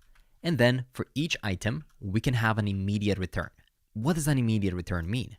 Well, it means that we're not opening up a function block here with curly braces. Instead, we're opening it with parentheses. So whatever we put in here, such as maybe a text element, means that we will automatically return it. So for each movie, let's automatically render an item.title and give it a class name of text-white as well as text-sm. So take a look at that. We get back a list of 20 most popular movies at the time of the recording. Pretty cool, right?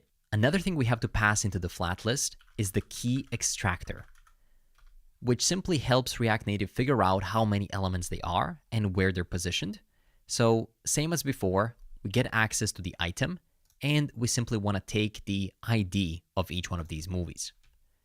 Next, we can define the number of columns. In this case, let's make it equal to 3. And then you might need to reload for the changes to take effect because you cannot change the number of columns on the fly. There we go. So now they're showing in 3 different columns. Let's also define a column wrapper style by making it into an object and passing a justify content of flex-start, gap of 20 in between the elements, padding of right 5, margin bottom of 10. So now if we save this, they're going to be positioned a bit more nicely.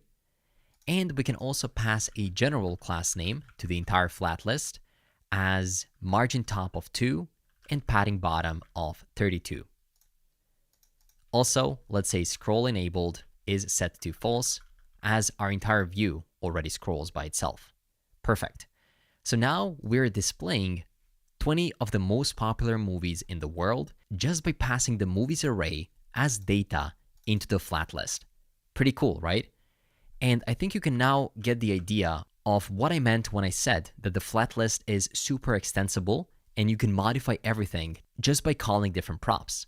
Data, render item, key extractor, num columns, whatever we needed to present our data nicely in a list was already there and provided to us through the flat list component props. And you'll find this practice pretty commonly in React Native, where the pre-built components are super extensible. You just have to figure out which props to pass. And how can you know? Well, you just Google it, which will bring you to the documentation page. You can check out the example, and then very quickly, you'll be able to see a list of different props that you can pass to it and exactly what each one of these props does. Pretty cool, right? Let me zoom this back in right now. And now that we're fetching the data properly, let's make it look a bit more interesting. Of course, visuals are what's going to change the game.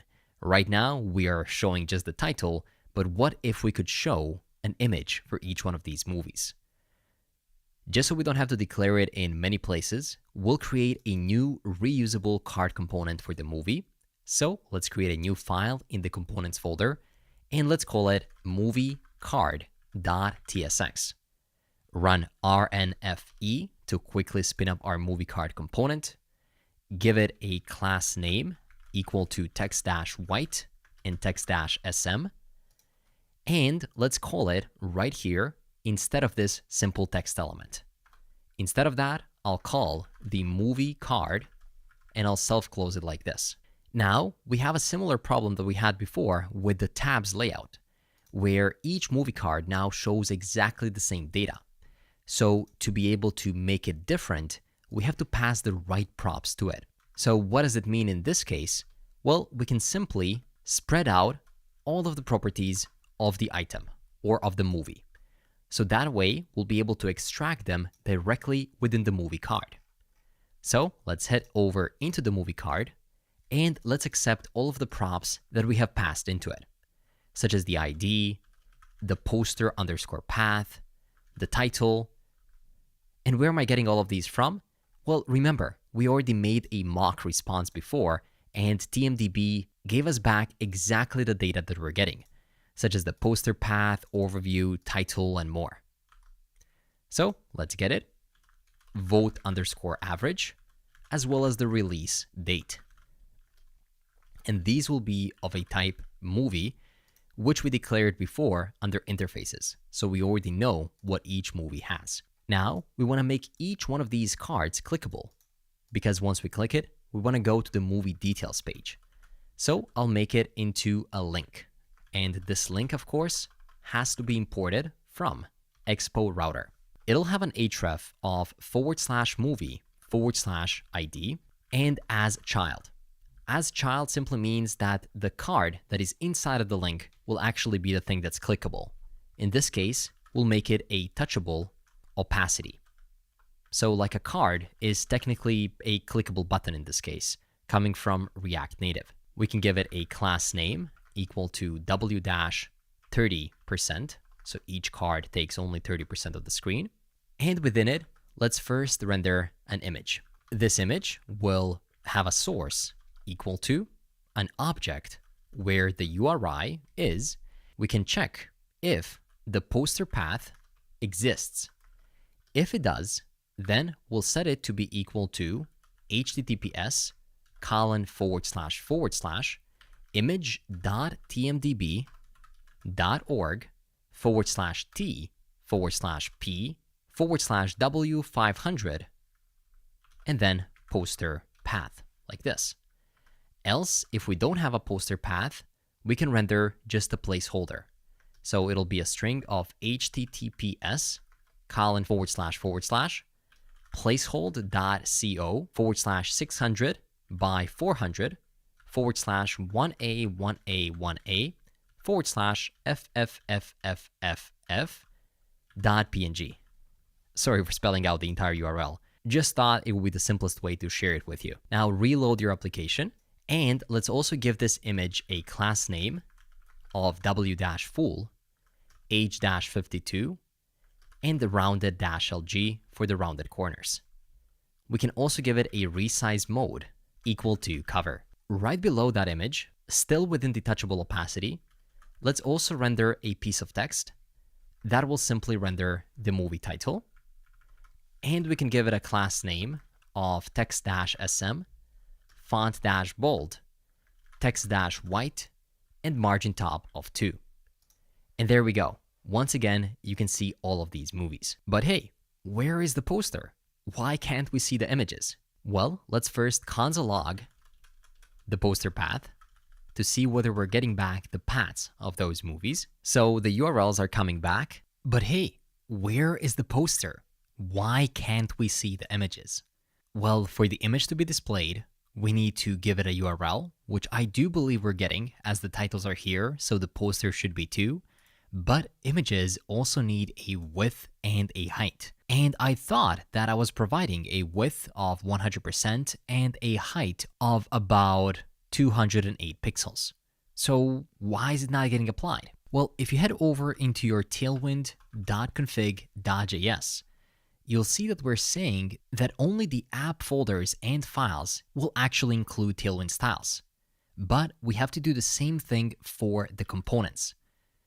So right here, as the second part of the content, I can add a second string and say /components, and then also target all of the components. And immediately, that'll allow us to apply Tailwind styles within our components folder, and immediately the images will appear. So this is looking absolutely amazing, and it is so nice to be able to scroll with my thumb across all of these movies.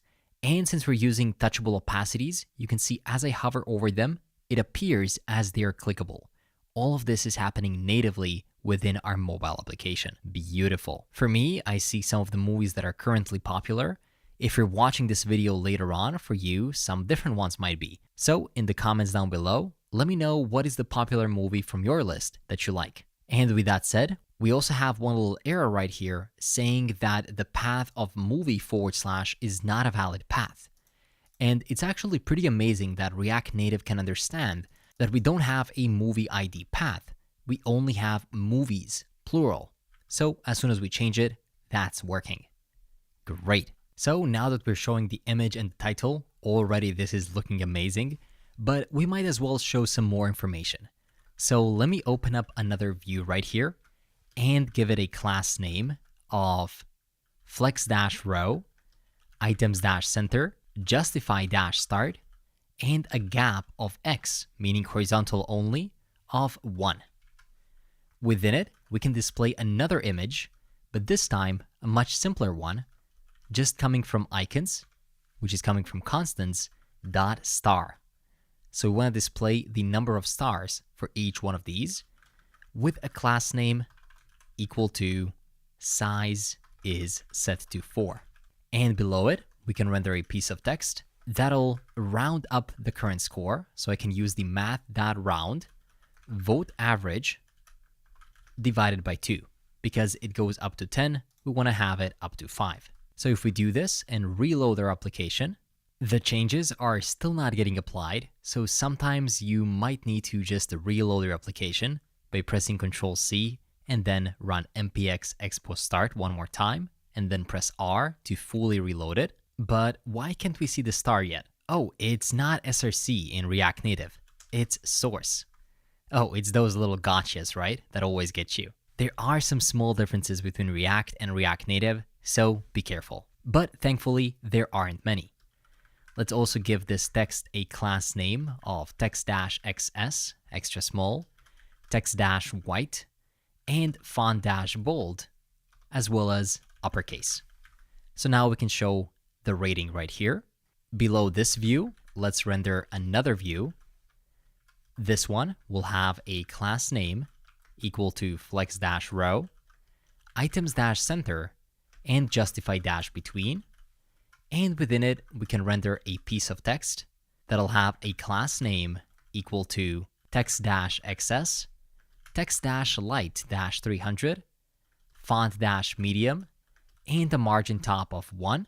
And within it, we can render the release date, but it'll be too long like this, so we can just split it by saying $.split based on the dashes, and we can only take the first part of the dash, which is the year. We just care about when this movie was released. And below this piece of text, we can render another that will simply say movie, and we can give it a class name equal to text-xs, font-medium, text-light-300, and uppercase. And if you save it, it'll now say movie. This is cool to have later on in case maybe some are not movies, but maybe TV shows, so you can specify which one it is. But for now, I will simply comment it out. And I also want to make sure that the title takes only one row, because if it doesn't, that can mess up with the view. So where we have the title, that's going to be right here under this text property, we don't have to shorten the string. React Native's text element comes with a pre-built number of lines prop, where you can say that this text should only take one line. And immediately, you can see that it is shortened to just a single line. Looking great. With that in mind, I invite you to further style this card. Right now, we're just showing the title, the profile photo, the rating, and the year. But as you know, we're getting back so much more data about each one of these movies. So you can go ahead and utilize something else, like the original language, or the popularity, or even show the overview right here. So feel free to play with it and try to further customize this card. I would suggest with simply destructuring some more props from right here and then using them within your JSX. But don't worry about it too much, because very soon we'll be able to show all of the details about a movie within our movie details page. So keeping that in mind, I am now more than happy with how our homepage is looking. And if we head back to the index.tsx, you can see that we're fetching back all the movies. But now what we can do is, for the time being, manually change the query to see whether our function works for fetches where we're searching for a specific movie. So if I type something like Iron Man and click save, you can see that it'll reload and show all of the movies that match that search term. Pretty cool, right? And if I bring it back, we're back to where we were. It's not that hard, right? Once you understand the basics, using it the next time will feel much easier. But this was just one example of creating a custom hook for fetching data. You can create custom hooks for many other things, like handling forms, like React Hook Form, managing themes, or storing data in local storage. You can do whatever you want. But don't get me wrong, you don't always need to create your own hooks, only when it really makes sense to do so. Because React 19 comes with a lot of pre-built hook, like the use hook. Yep, it's only use like this, and it does some pretty cool things. There's also the use action state, use form state, use transition, which make working with forms and requests much easier. And I actually explain all of these in detail with real examples and even better projects within the new React Native course that I'm right now building for JS Mastery Pro. It's a new learning platform where you can learn lesson by lesson with real examples and even better projects. So go ahead and check it out. I'll leave the link in the description. But with that, let's go ahead and develop the search. So we no longer have to manually pass the query right here. Instead, we can use the actual search page and then pass over real values. Great job so far. The app is already looking amazing, but now we'll make it stand out with even better functionalities. Similar to what we did on the home screen, now is the time to develop the search screen. So let's open up our file explorer and head over into tabs search.tsx. Now we could totally just copy the entire index.tsx and just paste it over into the search. But I want to take the time to guide you through the process of building it out one more time, because although it'll be very similar, there will be some differences here. And it's just a beautiful chance to recap everything we've learned so far, just to make sure you totally get it. I've made the font a bit smaller, just so you can nicely see everything, and we are ready to get started. First, this view that we're wrapping everything with will have a class name of flex-1 and bg-primary, just so we don't have to stare at that blank screen anymore. Next, within it, I'll display another image, which I'll import from React Native, and it'll have a source equal to images coming from constants.bg. So this is our background with a class name of flex-1, absolute, w full, and z of 0, as well as a resize mode equal to cover, similar to as on the homepage. Next, in this case, instead of wrapping everything with the scroll view, as we did on the index, here, we don't want to scroll the entire view because the search bar always has to remain on top. So here, I will actually just render a flat list, pass the movies to it, and pass the similar render item as before, where we will destructure each individual movie, and for each one, we'll simply render a movie card, to which we will spread the item property, or in this case, the movie itself. So let me put these props in a new line so it's easier to see. And we are rendering this movie card right here. There we go. Now, of course, where are these movies coming from? Well, this part we can definitely grab from the index. We're getting them by simply calling our use fetch movies. This is a custom hook we already created. We might as well grab this use router at the top. We'll surely need to use it. And I'll paste it right here at the top of our search. Make sure to also get all the imports, such as this movie card right here. And now if we go back to the search, you'll see we have, well, something, right? A broken layout so far. Next, as before, we need a key extractor to let React Native which ID does each one of these elements have. And here we can just say that each one will get it from item.id.toString. We'll also render a class name and give it a padding x of 5, so some spacing. A number of columns will be set to 3 as before, and we have to reload our application for the changes to take effect. There we go. This is a bit better. As well as we can provide the column wrapper style, which will be an object that'll say justify content is equal to center, a gap of 16 in between the elements, as well as a margin vertical to create some space for the search bar of 16 as well. We can also render the content container style as before, which will simply have a padding bottom of something like 100. And now bear with me. Before, we displayed the search bar at the top of the flat list because we were able to scroll the whole thing. We didn't need to see the search bar. But in this case, we'll render the search bar as a part of the flat list. So I'll do that with yet another special flat list prop called list header component. I'll open up an empty React fragment, and whatever you put within it will be displayed at the top of our list. So let me say something like view, and this view will have a class name of w-full, flex-row, justify-center, margin top of 20, and items-center. And within it, we can display our logo. That'll be an image with a source equal to icons. Make sure to import them from icons constants. .logo with a class name of w12 and h10. So now we get the logo at the top. As I promised, whatever you put within the list header component, even though it's just a part of the flat list, it'll actually show on top, as that's what this component does, rendered at the top of all the items. Now, below the view that's wrapping the image, we can render another view. This one will have a class name equal to margin y of 5.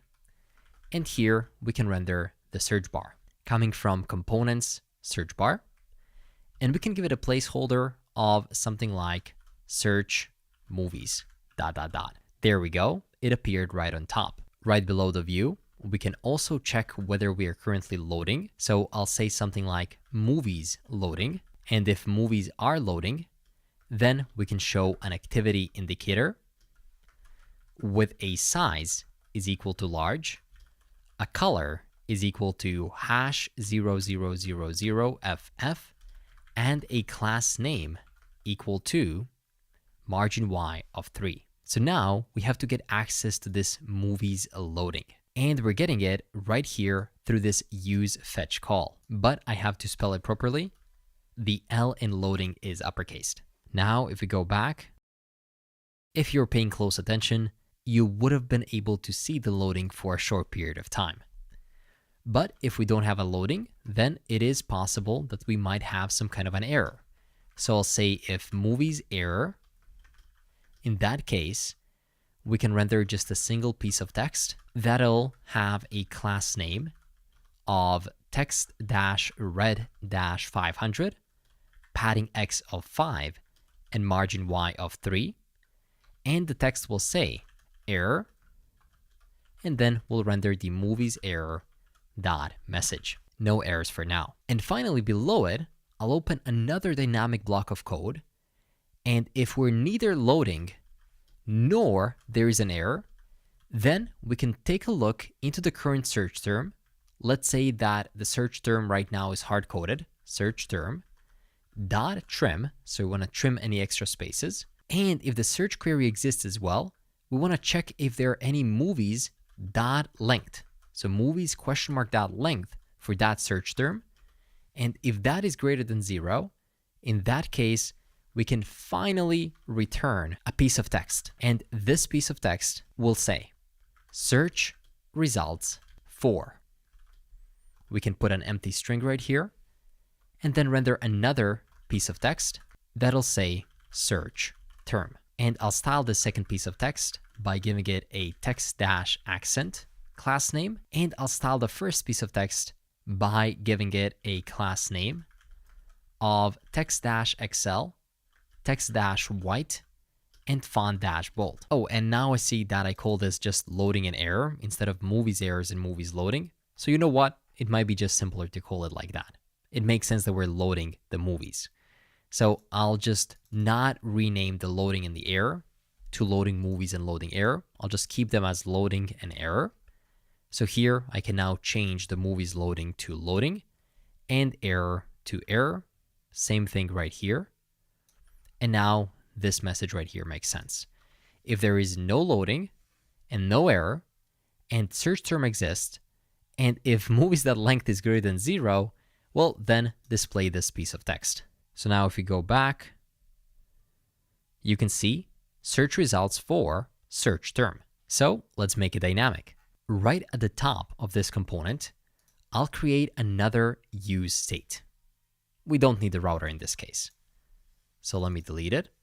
And let me define a use state snippet called search query, set search query at the start equal to an empty string. Also, when calling these movies, in this case, I want to pass a second parameter to the useFetch function of false, because in this case, we don't want to auto fetch. We just want to let the user actually trigger the fetch on search. So that's why we initially extended this custom hook to allow for auto fetch when we're on the home page, or to disallow it when we want the user to search first. And of course, we can now put this search query to use and say, give me the movies where the query matches the query that the user currently searched for. So now that we have access to the search query, right below, we can replace this big search term with search query.trim. And also below, where we're saying search term, we can render the actual search query. So now if I open up my keyboard by clicking on the list and I start typing, you'll see nothing is yet changing.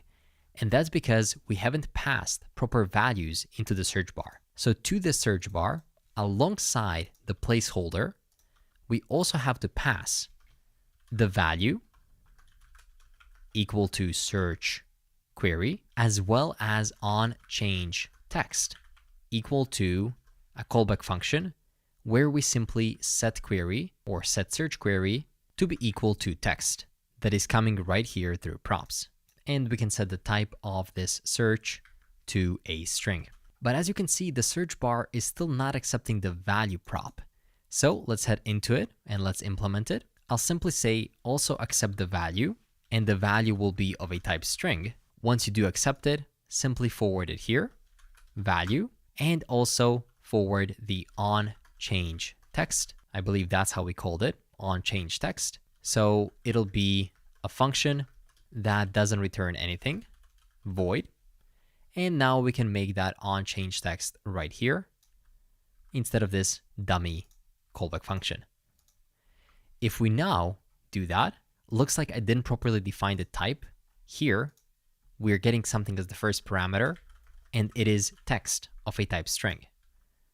So if I fix that, you can see that the error goes away. And now, if I start typing something like Batman, you can see that the search results change immediately right here below.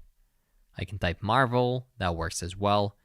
It works incredibly well. And as soon as I delete it, the search results go away. Great. But finally, what matters most is rendering the movies that match that search term. So I'll create a new use effect right here below. This use effect will have a callback function and a dependency array. We want to recall it every time that the search query changes. So I'll say if search query dot trim exists. So if there is something that the user has searched for, then await. And as a return value of the fetch, we're also getting access to the refetch function, which we can rename to load movies, because that's exactly what it does. And also we get access to reset. So now, if there is a search term, whenever the search query changes, just await load movies like this, else simply reset the state. And since we're using await right here, we'll have to wrap this into an asynchronous function. So I'll say const func, and I'll make it equal to an asynchronous function that then has this if within it. That'll look something like this. And now we can call this function just below. If I do that, initially you'll see no movies. But if I search for Iron Man, you can see all the movies that match that search term. And if you start deleting it, you can see that we get back to, well, I think we got back to whatever the letter was there before we actually removed it. So this is the letter I movies. And then, yeah, if we remove it, we have nothing. Now there's a couple of problems with this. And that is that, let's say that I want to type a normal movie name, like Iron Man. Like what happened here is that the app made a request to the API for every single letter that I type. That is a lot of different requests. And for each one, we're getting many movies, but hey, I just wanted to see the ones that I get back once I type the entire search term. So to not overload our application with too many API requests for every single keystroke, what we need to do is something called debouncing. We can debounce a search term by wrapping it into a timeout function. So I'll say const timeout ID is equal to set timeout, and then we have this function, and we can close it here as well. And in this case, you don't have to call it, but we do have to give it a second parameter, which is a number of milliseconds of how long it'll wait for the next keystroke. I'll explain what that means soon. And now we can return a callback function where we can clear the timeout with that specific timeout ID. This is just to make our application work more efficiently. We need to clear out all the timeouts. But with that said, check this out. If I type very quickly, you'll see that as long as I continue typing, no request will be made. But as soon as I stop typing for 500 milliseconds, which is half a second, immediately I'll get the results. This means that a user that types fast can only make a single request and get the data they would usually get as well. But this time in a single request instead of a dozen. Great. But now what happens if I search for something that just doesn't exist? We're left with a completely empty screen, something that you never want to see within your application. You always want to show some kind of an empty state. And believe it or not, once again, I think you can now start seeing what I was saying from the start. In React Native components, there is a prop for everything. From the data, render item, key extractor, to defining how a header will look like, to even defining how an empty state will look like. Yep, list empty state is a valid flat list prop that allows us to specify what the user will see if there's nothing in the list. So I'll say if there is no loading and if there is no error, in that case, and of course if we're empty, we'll show a view with a class name equal to margin top of 10 and padding x of 5, a text element with a class name of text-center and text-gray 500, and within it we can say search query dot trim. If the search query exists, we'll say no movies found, but if a search query doesn't exist, we'll say search for a movie.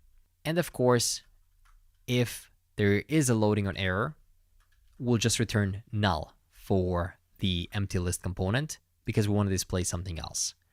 So currently we get no movies found. And if you wanted to, you could display a nice illustration right here and say, go ahead and search for something cool, or here's a movie recommendation that you might want to watch based on your history. There's a lot of things you can do on empty states, but hopefully the users won't be staring at this for too long as they're going to put our search to use. Great. So in this lesson, we recapped what it means to create a React Native screen that uses our custom hook, fetches data from a third-party API, changes it based on the search query that the user types in using their keyboard, as well as how to debounce a search term to optimize it further and not make too many requests, and finally, how to use a flat list component with all of its props to properly render the layout. Doesn't get much better than this. Now, in the next lesson, we'll bring our app to the next level. We'll implement an algorithm that displays trending movies. So I'm not talking popular or searched, but rather show the movies that match what the users within our app are searching for.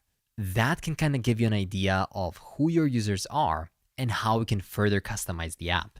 So let me show you how to implement it in the next lesson. So, a custom algorithm, right? Well, technically, yes. You'll implement a feature that displays the movies that the users are searching for within the app. To be more specific, the more frequently a specific search is performed by multiple users, the higher its trending status becomes. This requires tracking and analyzing search patterns over time. For example, if many users search for Avengers, that search term becomes trending. And to track and analyze these searches, we need a place to store that data permanently. This is where a database comes into the picture. It keeps all the information organized and accessible. And traditionally, implementing this would mean building a full stack application. You'd have to create a server, set up a database, connect them, host everything together, and then integrate it into your React Native project.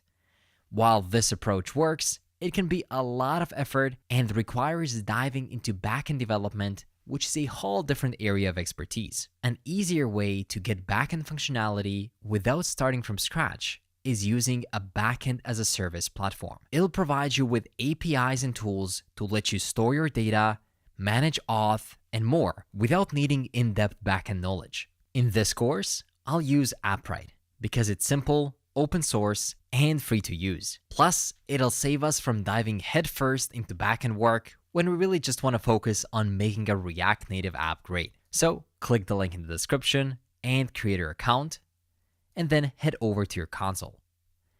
If you haven't already, create your project or just head over into the one you already created and copy its ID. Back within your app, head over into our .env file, and let's create our second environment variable, Expo public Appwrite project ID, and simply paste the one you just copied. Now we'll have to set up a platform for our project. In this case, Appwrite already comes with React Native, so let's select it. And you'll have to choose Android or iOS and give it a name. I'll do JSM movie app, and as the bundle ID, you can type something like com.jsm.movie app like this and click next. It'll give you some dependencies you want to install. So copy them, open up your second terminal, and paste them right here to install Appwrite. Click next. Next one more time because we'll do this together, and go to the dashboard. And now we can set up the rest of the backend together, specifically create a database and some collections within it. So let's do that next. Just to give us some extra space to work with, I have hidden my mobile screen from here for now, and I'll create our first database. I'll call it movies and create. As soon as you create it, you'll be given a database ID.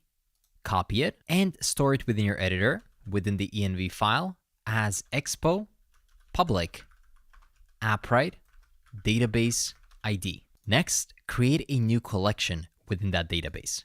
Call it metrics.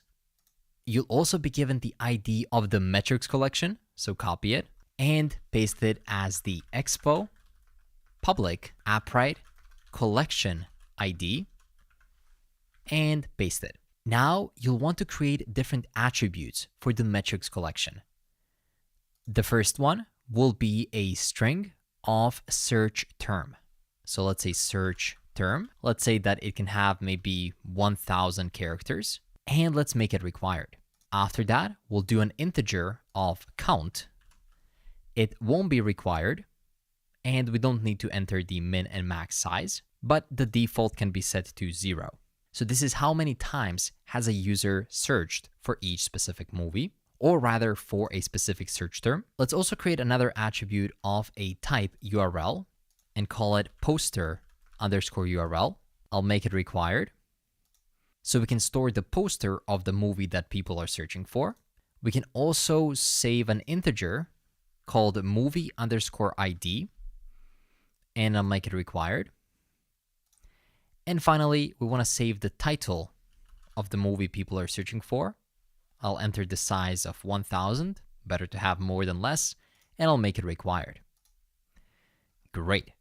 And now we just want to make sure that we give this collection all the necessary permissions to be able to update it. So head over to Settings, scroll down to Permissions, and click Any, and tick Create, Read, Update, and Delete. This is the easiest way to do it, just to make sure that we don't have any permission errors. Now, we just want to make sure that we can read any kind of value from Appwrite. So, to be able to do it, let's create a new file within Services, and let's call it Appwrite.ts. Within it, we'll implement two functions. The first function will track the searches made by a user. It'll have to accept two different params. So let's code it out. Export const update search count. And let's make it equal to an asynchronous function that accepts two different props. The query of a type string, so what the user is searching for, and then the first movie that matches that search query. So I'll say movie of a type movie. Then we have to perform a couple of steps. We have to call the Appwrite API to browse the database and check if a document already exists for the given search term. So check if a record of that search has already been stored. Then, if a document is found, simply increment the search count field. But if no document is found, in that case, it means that it's a new search term, so we want to create a new document in Appwrite database, and then we want to initialize its count to 1. So how would that look in practice? Well, something like this. First, we want to check everything that we have in our Appwrite database by saying const result is equal to await, and now we have to call the Appwrite database. But before calling it, we actually have to set it up to be able to make that call. That looks something like this. We can first define our environment variables by saying const database underscore ID is equal to the variable coming from environment variables process.env.expo public Appwrite database ID. And make sure you don't have a typo like I do right here. And at the end of that line, you can add an exclamation mark, which tells TypeScript that we know that this value will be there, because it cannot know what we have within our envs, but we do know it. And I'll also create another one. Const collection ID will be equal to process.env.expo public Appwrite collection ID. Just like this. Now we can set up a new Appwrite client. Const client is equal to new client. And make sure to import this client coming from React Native Appwrite. And we want to call a method called setEndpoint on it, to which we want to pass the default Appwrite endpoint, https://cloud.appwrite.io/v1. And we want to choose our project by passing the ID of our project. That is the process.env.expo public Appwrite project ID. Perfect. So now we have our Appwrite client, and we are ready to set up our database instance belonging to that Appwrite client by saying const database is equal to new databases. This is coming from Appwrite, so make sure to import it. And to it, you can pass the client that we want to initialize this database on. Once you do that, we can go back to where we were. Result is equal to await database dot list documents, and you want to pass in a couple of things. First is the database ID, within which we want to list the documents. Then we have to specify within which collection do we want to fetch it, collection ID. And then you want to pass the actual query, so query dot equal. And we want to match the search term with the query that the user is currently passing. And of course, this query is also coming from React Native Appwrite. Oh, and make sure to put it within an array, not within an object, because there can be multiple queries or multiple criteria that we're searching or listing the items by. So let's go ahead and console log the result. And before we try to get back any result, let's make sure to reload our application by stopping it from running and then rerunning npx expo start. When you change your environment variables, you might want to always reload it just to make sure the changes are taken into account. So I ran the application, and now back on the search page, we want to call this update search count function. So let's head over into search within tabs, and I'll add it for now just here at the top of this use effect. Call the update search count and make sure to import it from services Appwrite. If you do it properly and navigate over to the search function, you won't be able to see anything yet. But if you pass the search query into the update search count function, as well as the movies 0, so the first movie that you get back for that search query, you'll see that you'll get back documents 0, total 0, which means that we're successfully accessing the Appwrite database, but there's nothing to be fetched yet. This is good. This is the only thing we wanted to see for now. And if you don't yet see it, that's okay. Don't worry about it. Now we'll actually create our first document, and then we'll be able to fetch it. So now we have to check if a record of that search has already been stored. So I'll say if result.documents.length is greater than 0, then we want to search for the existing movie. So const existing movie is equal to result.documents 0. So this is the top movie that shows for that search term. In that case, we want to say await database.update document. So if the movie already exists, and we need to pass it the database ID to be able to know within which database to update, within which collection to update, and then finally the ID that we want to update. That's going to be existing movie.$ID. And finally, what do we want to change?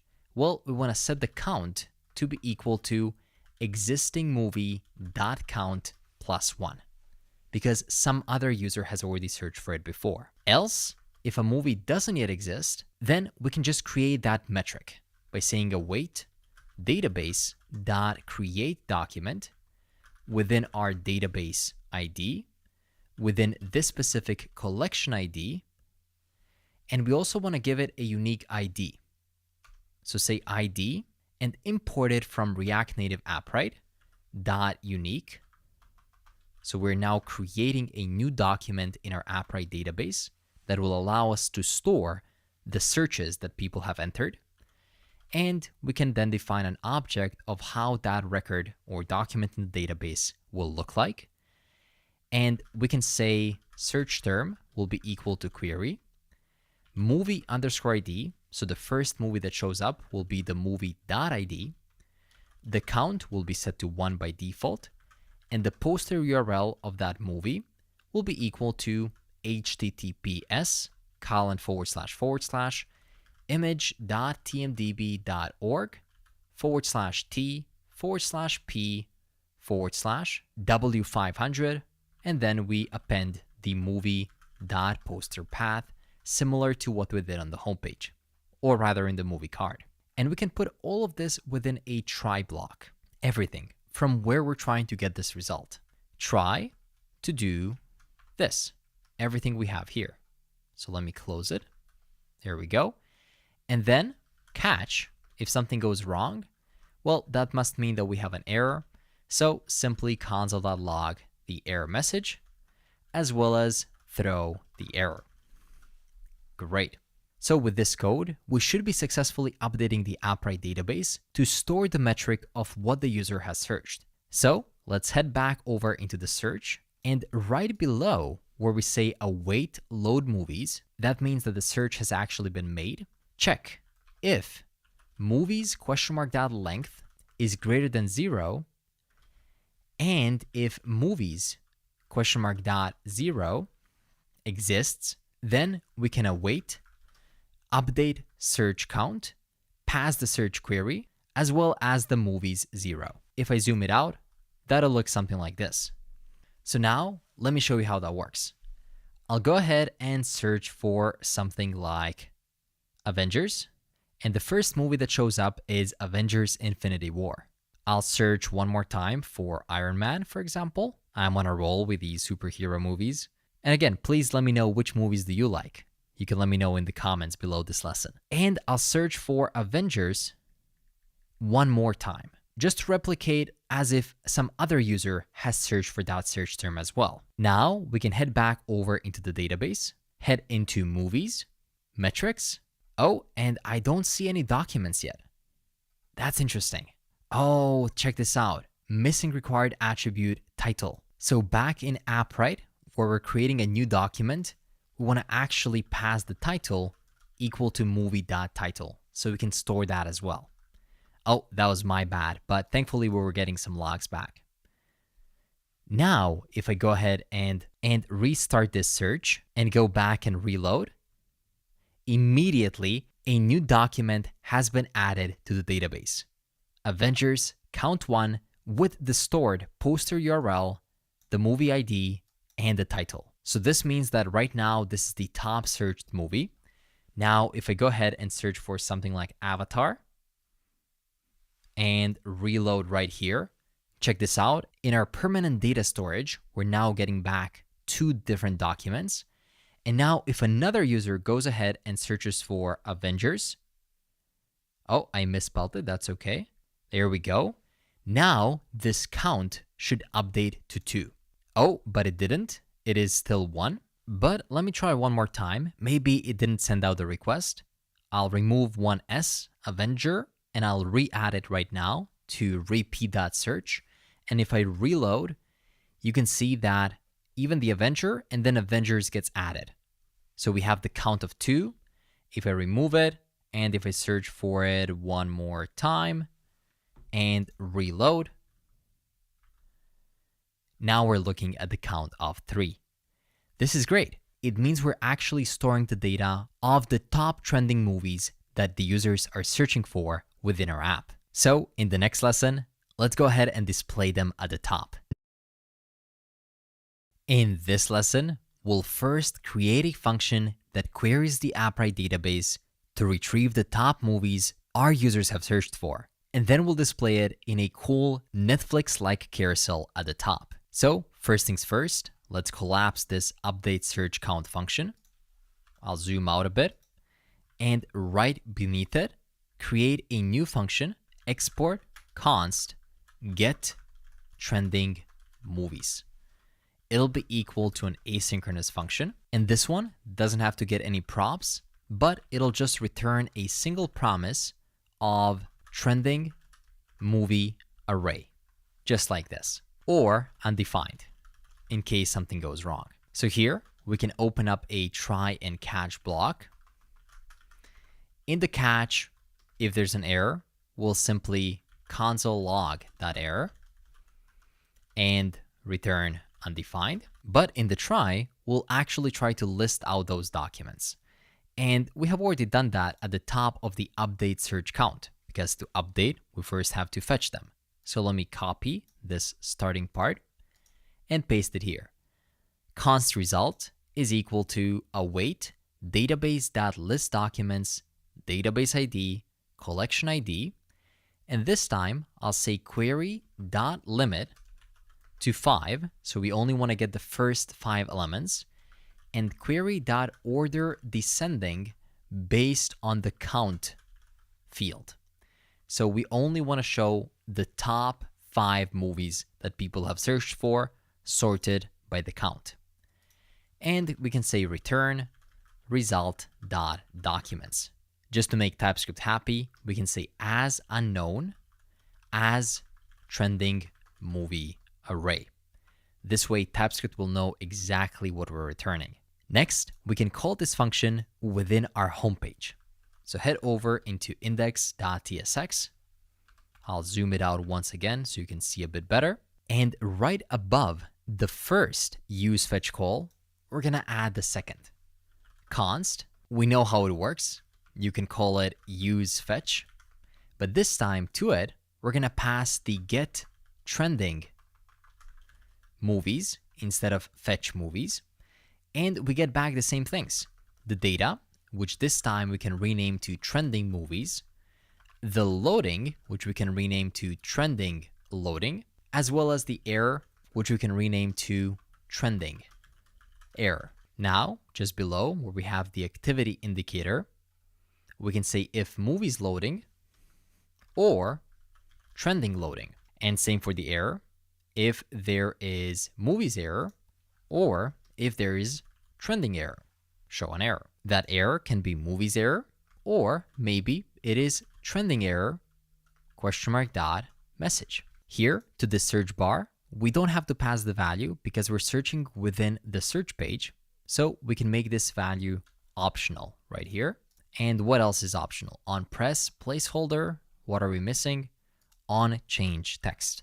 Yeah, we don't need it right here in the home page.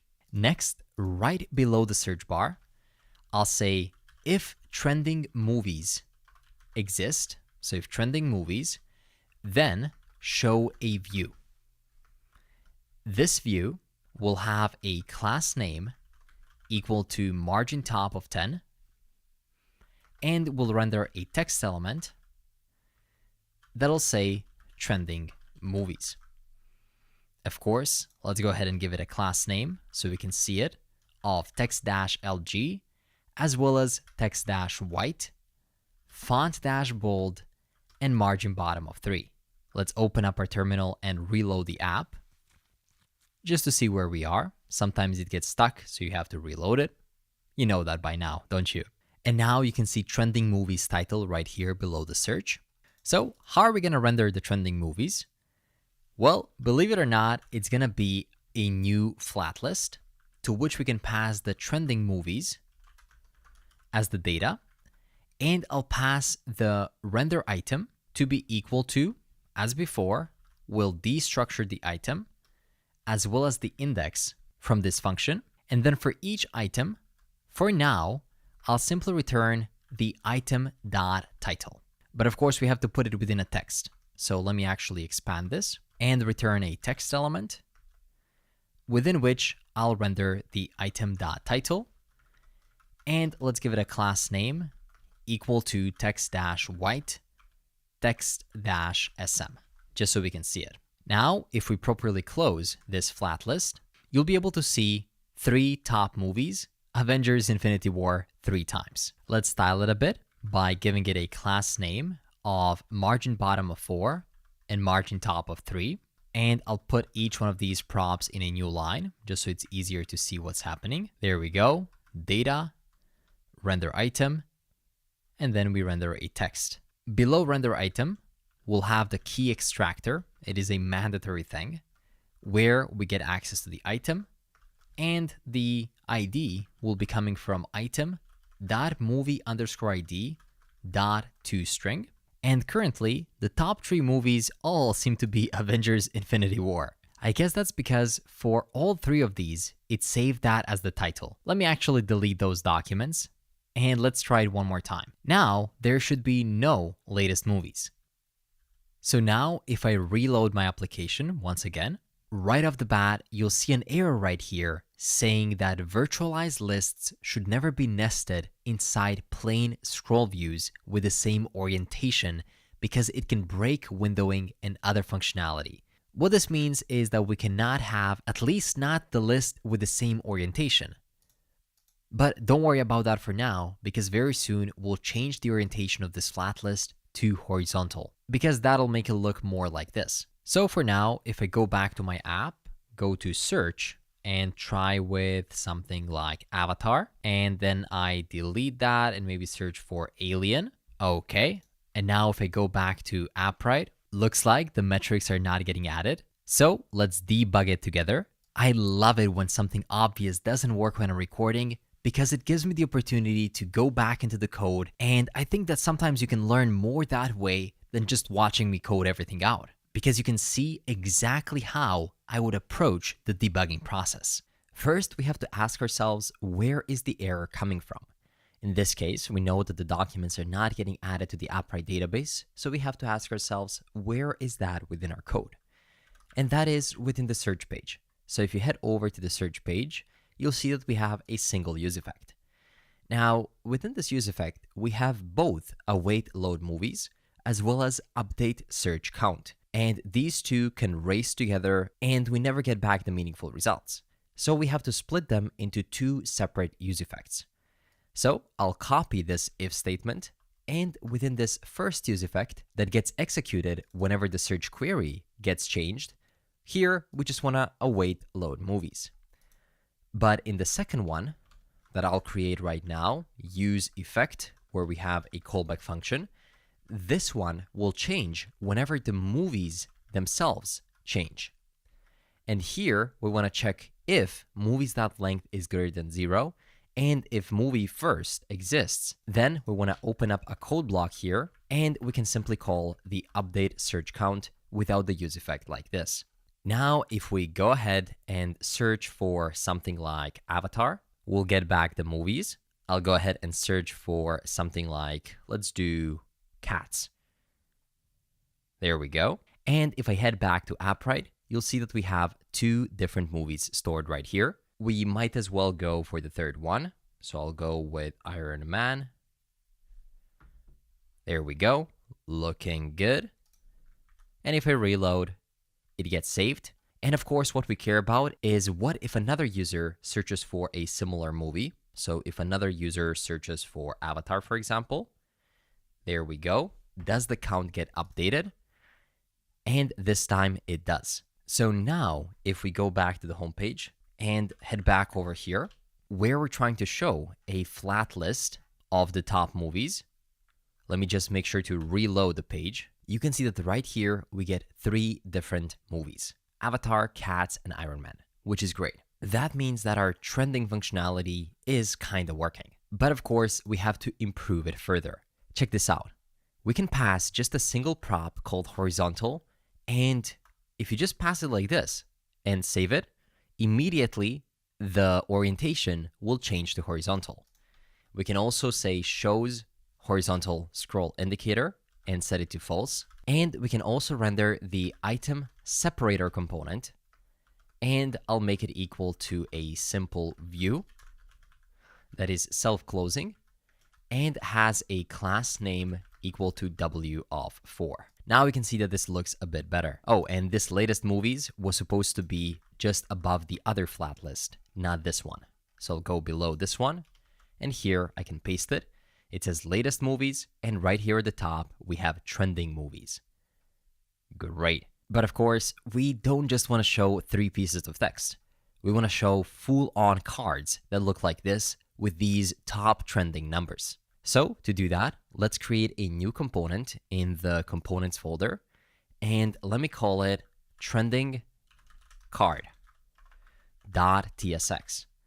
Run rnfe to quickly create it. And now, instead of this text, where we're rendering the item title, we can render the trending card. Just like this, a self-closing trending card component, to which we can pass over the movie equal to item. This is an alternative way of just spreading everything out. Sometimes this is preferable because then you can console log the entire movie itself and then know what properties does it have. And let's also pass the index of that movie equal to index so we can show that number. Now let's head over into the trending card and let's get it implemented. As with the cards before, I'll wrap this card with a link because we want to make sure that the entire card is clickable and that it leads to the movie details page. So I'll add an href of /movies/movie_ID, and I'll say as child because we want the entire touchable opacity to be clickable. So it'll inherit link properties. Now, where is this movie ID coming from? Well, we can destructure the movie right here from props. And from the movie, we can further destructure the movie ID, the title, and the poster URL. And outside of this movie destructuring, we can also get the index. And we can say that all of these are of a type trending card props. Now, within each link, let's render a touchable opacity. it'll have a class name equal to W-32, relative, and padding left of 5. And immediately within it, we can render an image. This image will have a source equal to URI is poster underscore URL, a class name equal to W32, H48, and rounded -LG, with a resize mode equal to cover. And there we go. Now you can see the cover photos or the posters for the top 3 searched movies. Right below it, I'll render another view, and this view will be absolutely positioned. So I'll give it a class name of absolute. That's because it'll serve as an overlay over the poster. So somewhere at the bottom left, we want to show that number 1, 2, 3. So I'll say bottom -9 minus left -3.5, padding X of 2, padding Y of 1, and the rounded -full. And now within it, we want to achieve some kind of a masked layout. I'm not sure if you can see it here, but the number here will be a bit masked, like it is under some kind of a darker mask, like it'll have a slight gradient. And we can do that using a package called masked view. This one right here has about 265,000 downloads. And as the package says, it creates a masked view where the text appears as a cutout over an image. So let's simply copy the installation command. That is npm install at React Native mask view /mask-view. While it is installing, we can put it to use. Right here within this view, I'll create another masked view, and you have to provide a mask element. In this case, it'll be a single piece of text. So I'll do it right here. Text, inside of which I'll render the index +1.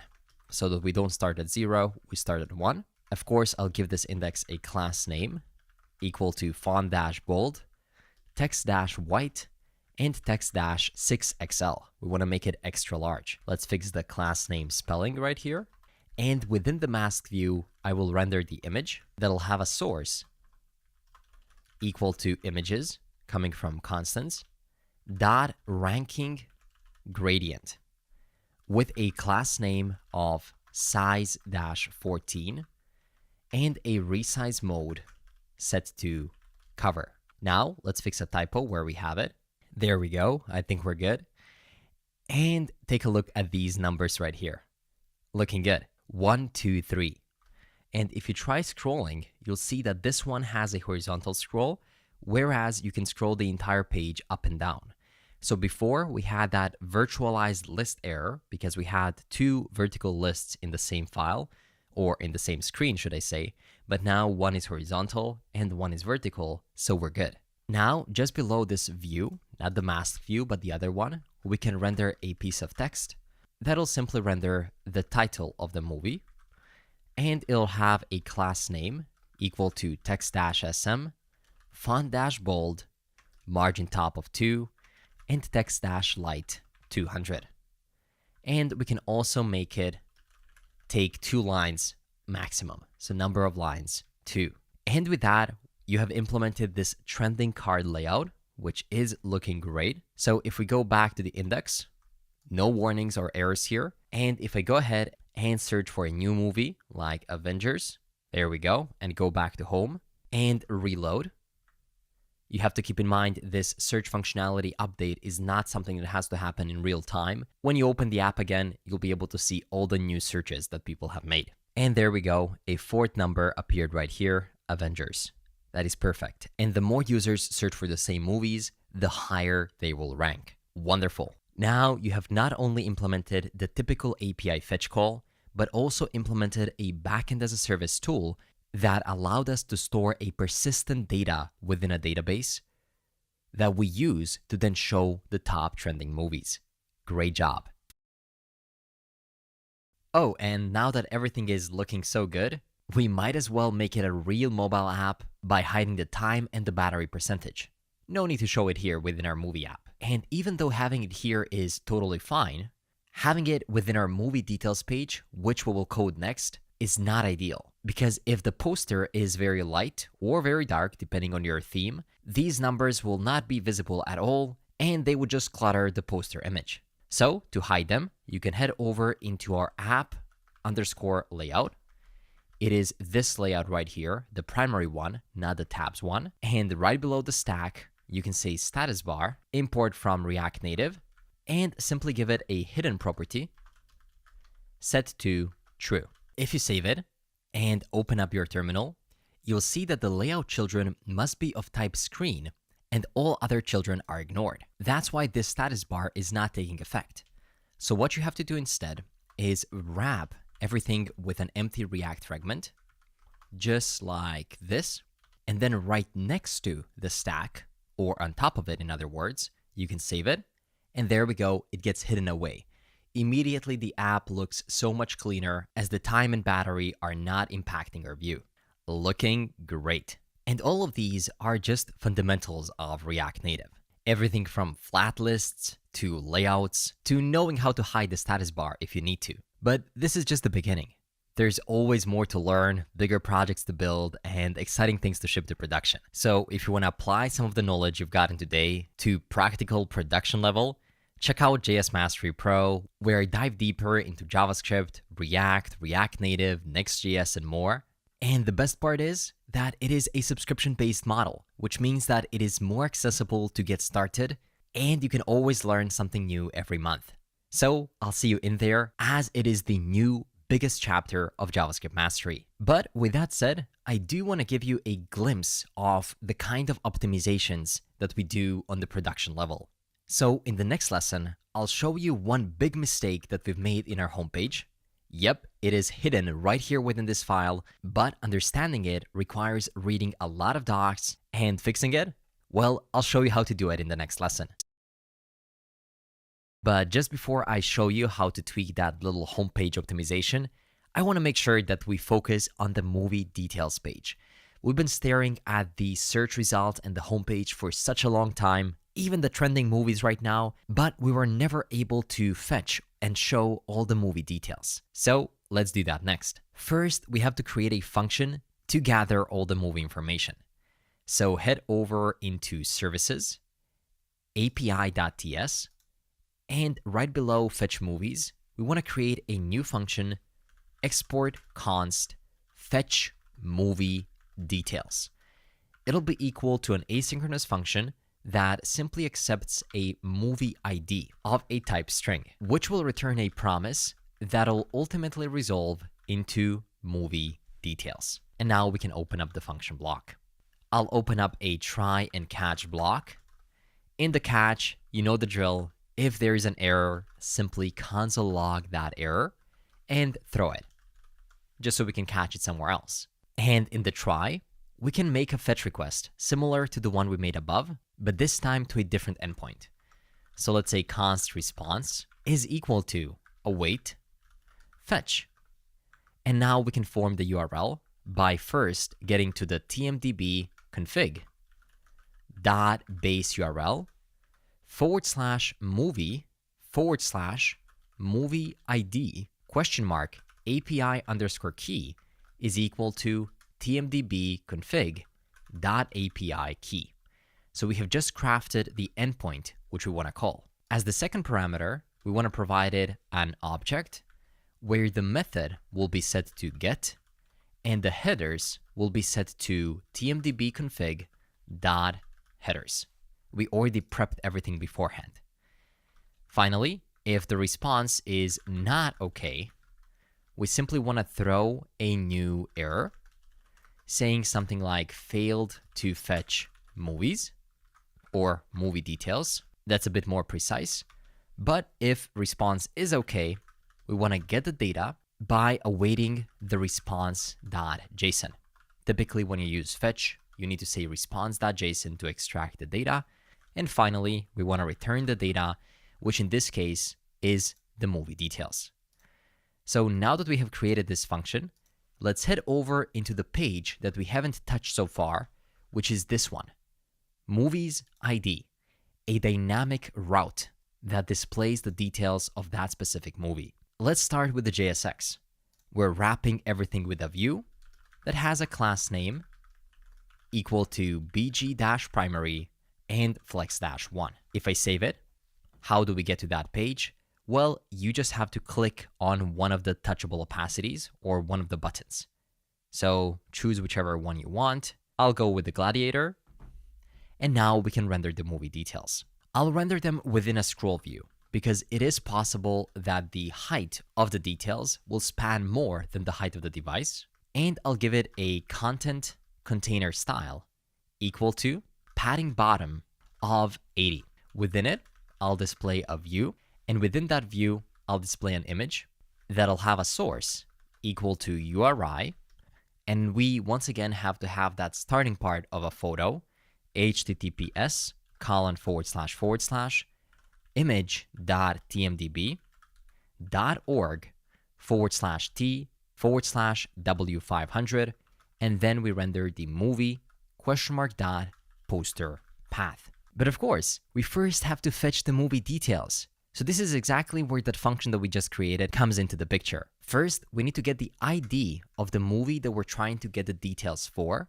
And we can do that by destructuring the ID by using the use local search params hook. Once we have the ID, it is pretty simple.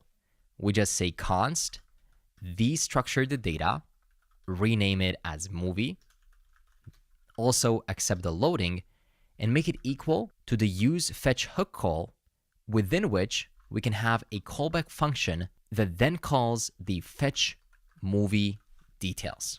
And we need to pass the ID as string right into it. So now we get access to that movie, and if you click on one of those movies, you can see that we get redirected. We no longer have an error, but to be able to see the poster, we have to give this image a class name of wfull, and let's do something big like h550 pixels. There we go. So now it takes that upper part of the screen.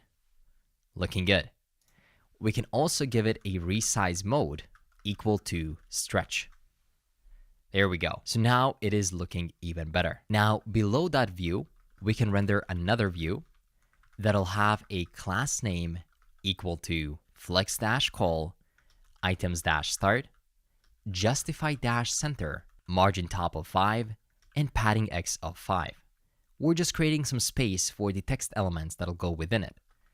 So let's create the space for the first text element that'll render the movie ? title. And we can style it by giving it a class name equal to text-white, font-bold, and text-XL. There we go, Gladiator 2.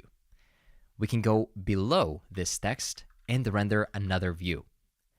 This view will have a class name equal to flex-row, items-center, and a gap x of 1 in between the elements, as well as a margin top of 2 to divide it a bit from the elements above. Within this view, we can show one more text. This one will have a class name equal to text-light 200 and text-sm. And within it, we can render the year. We already learned how to do that. Movie ? release _date ? split by the dash and get only the year. Oh, but the index of 0 has to come after the split. There we go, 2024. Right below this text, we can render another text with the same styles. So that'll be a class name of text-light 200 and text-sm. And within this one, we can render the movie ? runtime. So this one lasts for 184, and we can add M at the end, which stands for minutes. Now we can exit this view, and we can create another view below to show some more information.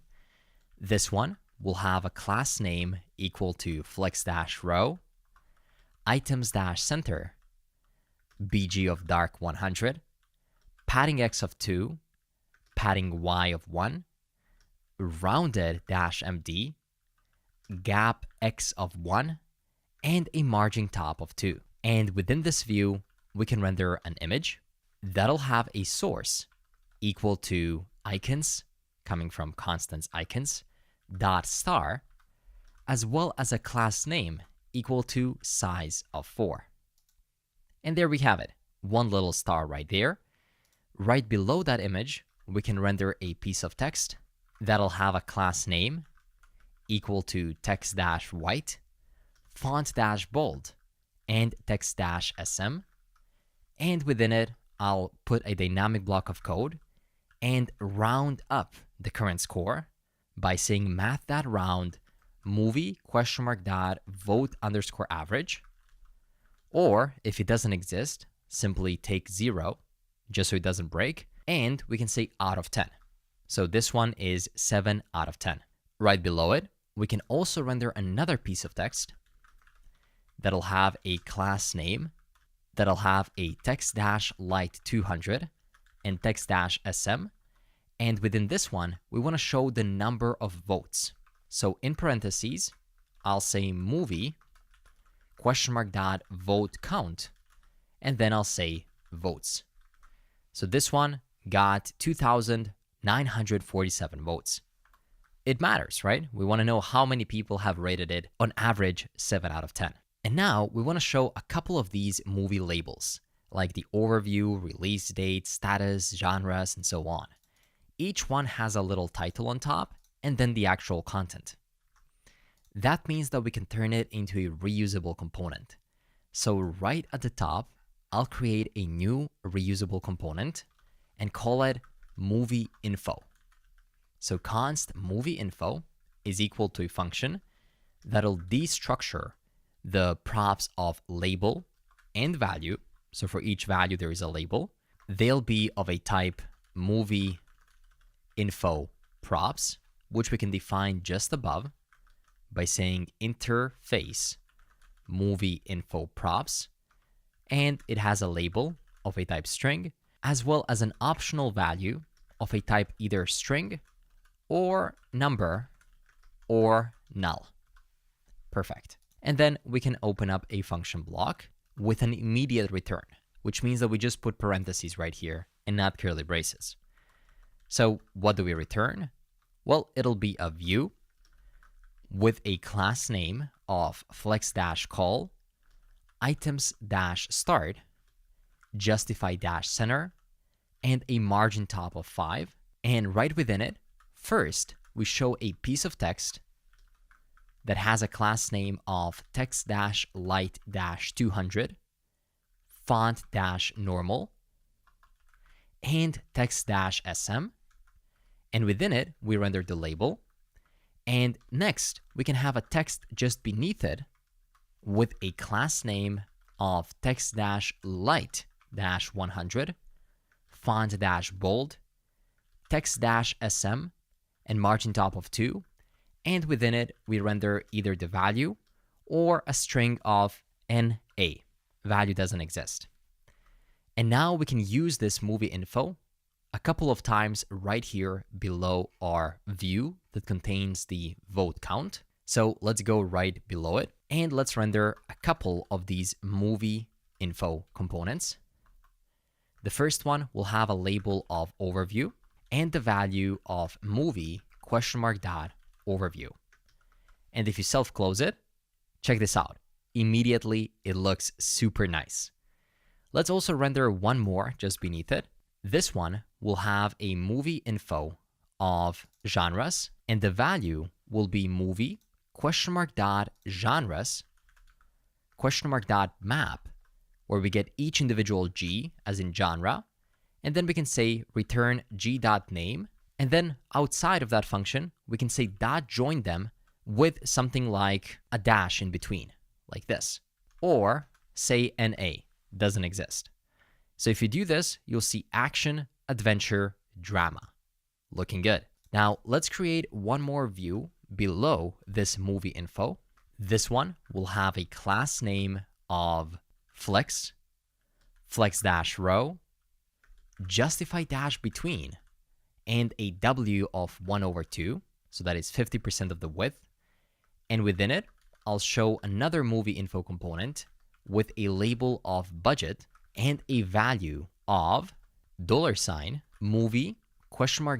budget, and we can divide it by 1 million and then render the data in millions.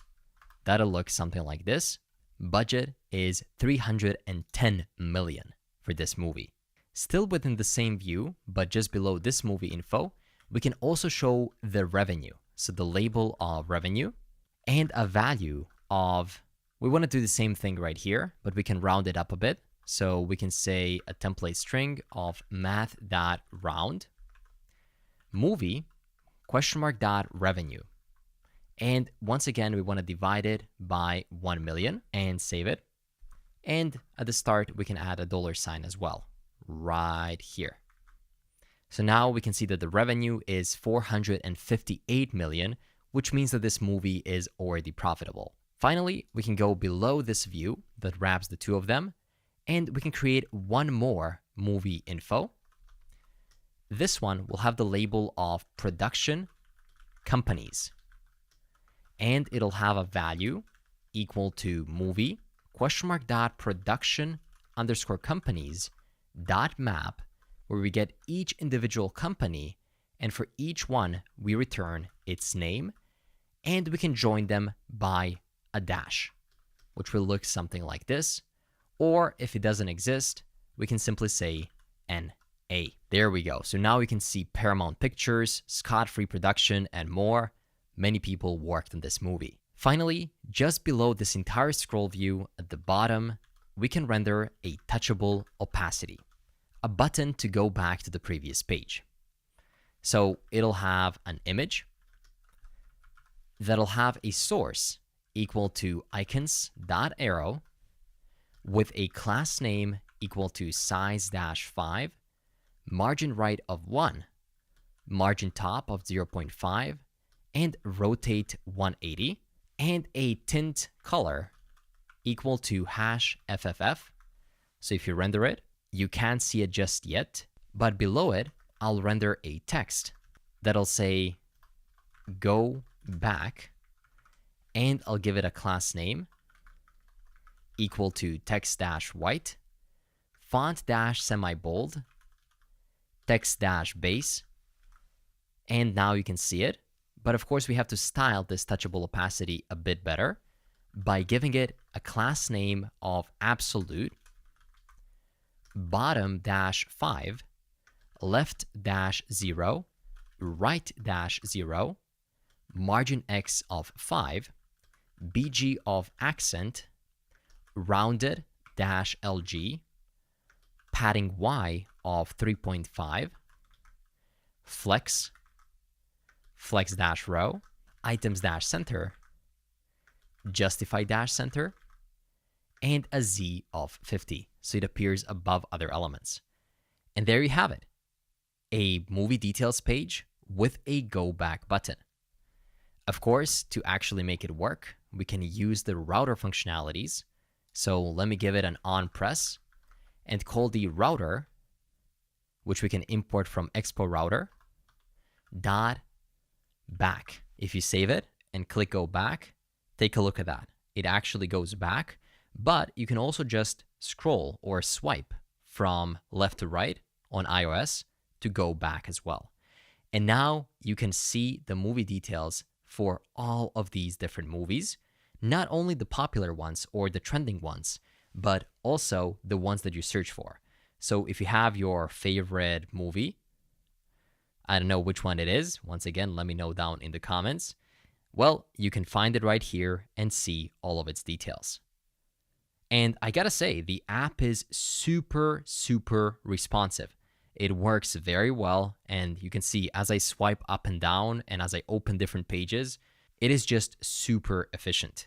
And this brings us to the end of the movie details page. And we're almost done with the entire app. This is pretty amazing, I gotta say. Just before we finish it off, I wanna make sure that we have something on the saved and profile pages too, because right now they look super blank. So let's head over into those two pages, starting with the profile, and I'll just tidy them up a bit. So we have a nice blank screen, but then if you want to, you can go ahead and implement additional functionalities. This is an exercise for you to improve this app even further and to put the skills you've gained from this video to the test. First things first, let's get rid of this ugly white screen by rendering a class name to this view and giving it a BG primary, as well as a flex of 1 and a padding X of 10. That's better. Within it, let's also render another view, which we'll use to center our icon in the middle. So I'll give it a class name of flex, justify-center, items-center, flex-1, flex-call, and a gap of 5. Within it, we can render an image that'll have a source equal to icons.person and a class name equal to size of 10, as well as a tint color equal to #FFF. Oh, and make sure to import the icons from constants and then reload the app. While it's reloading, we can also add the text element right below it that'll simply say profile. And we can style it by giving it a text-gray-500 as well as text-base. So now if you head over to the profile, you see a little profile icon in the middle waiting for you to implement that profile screen. What we can do is also copy this entire view, head over into saved, and override the saved as well.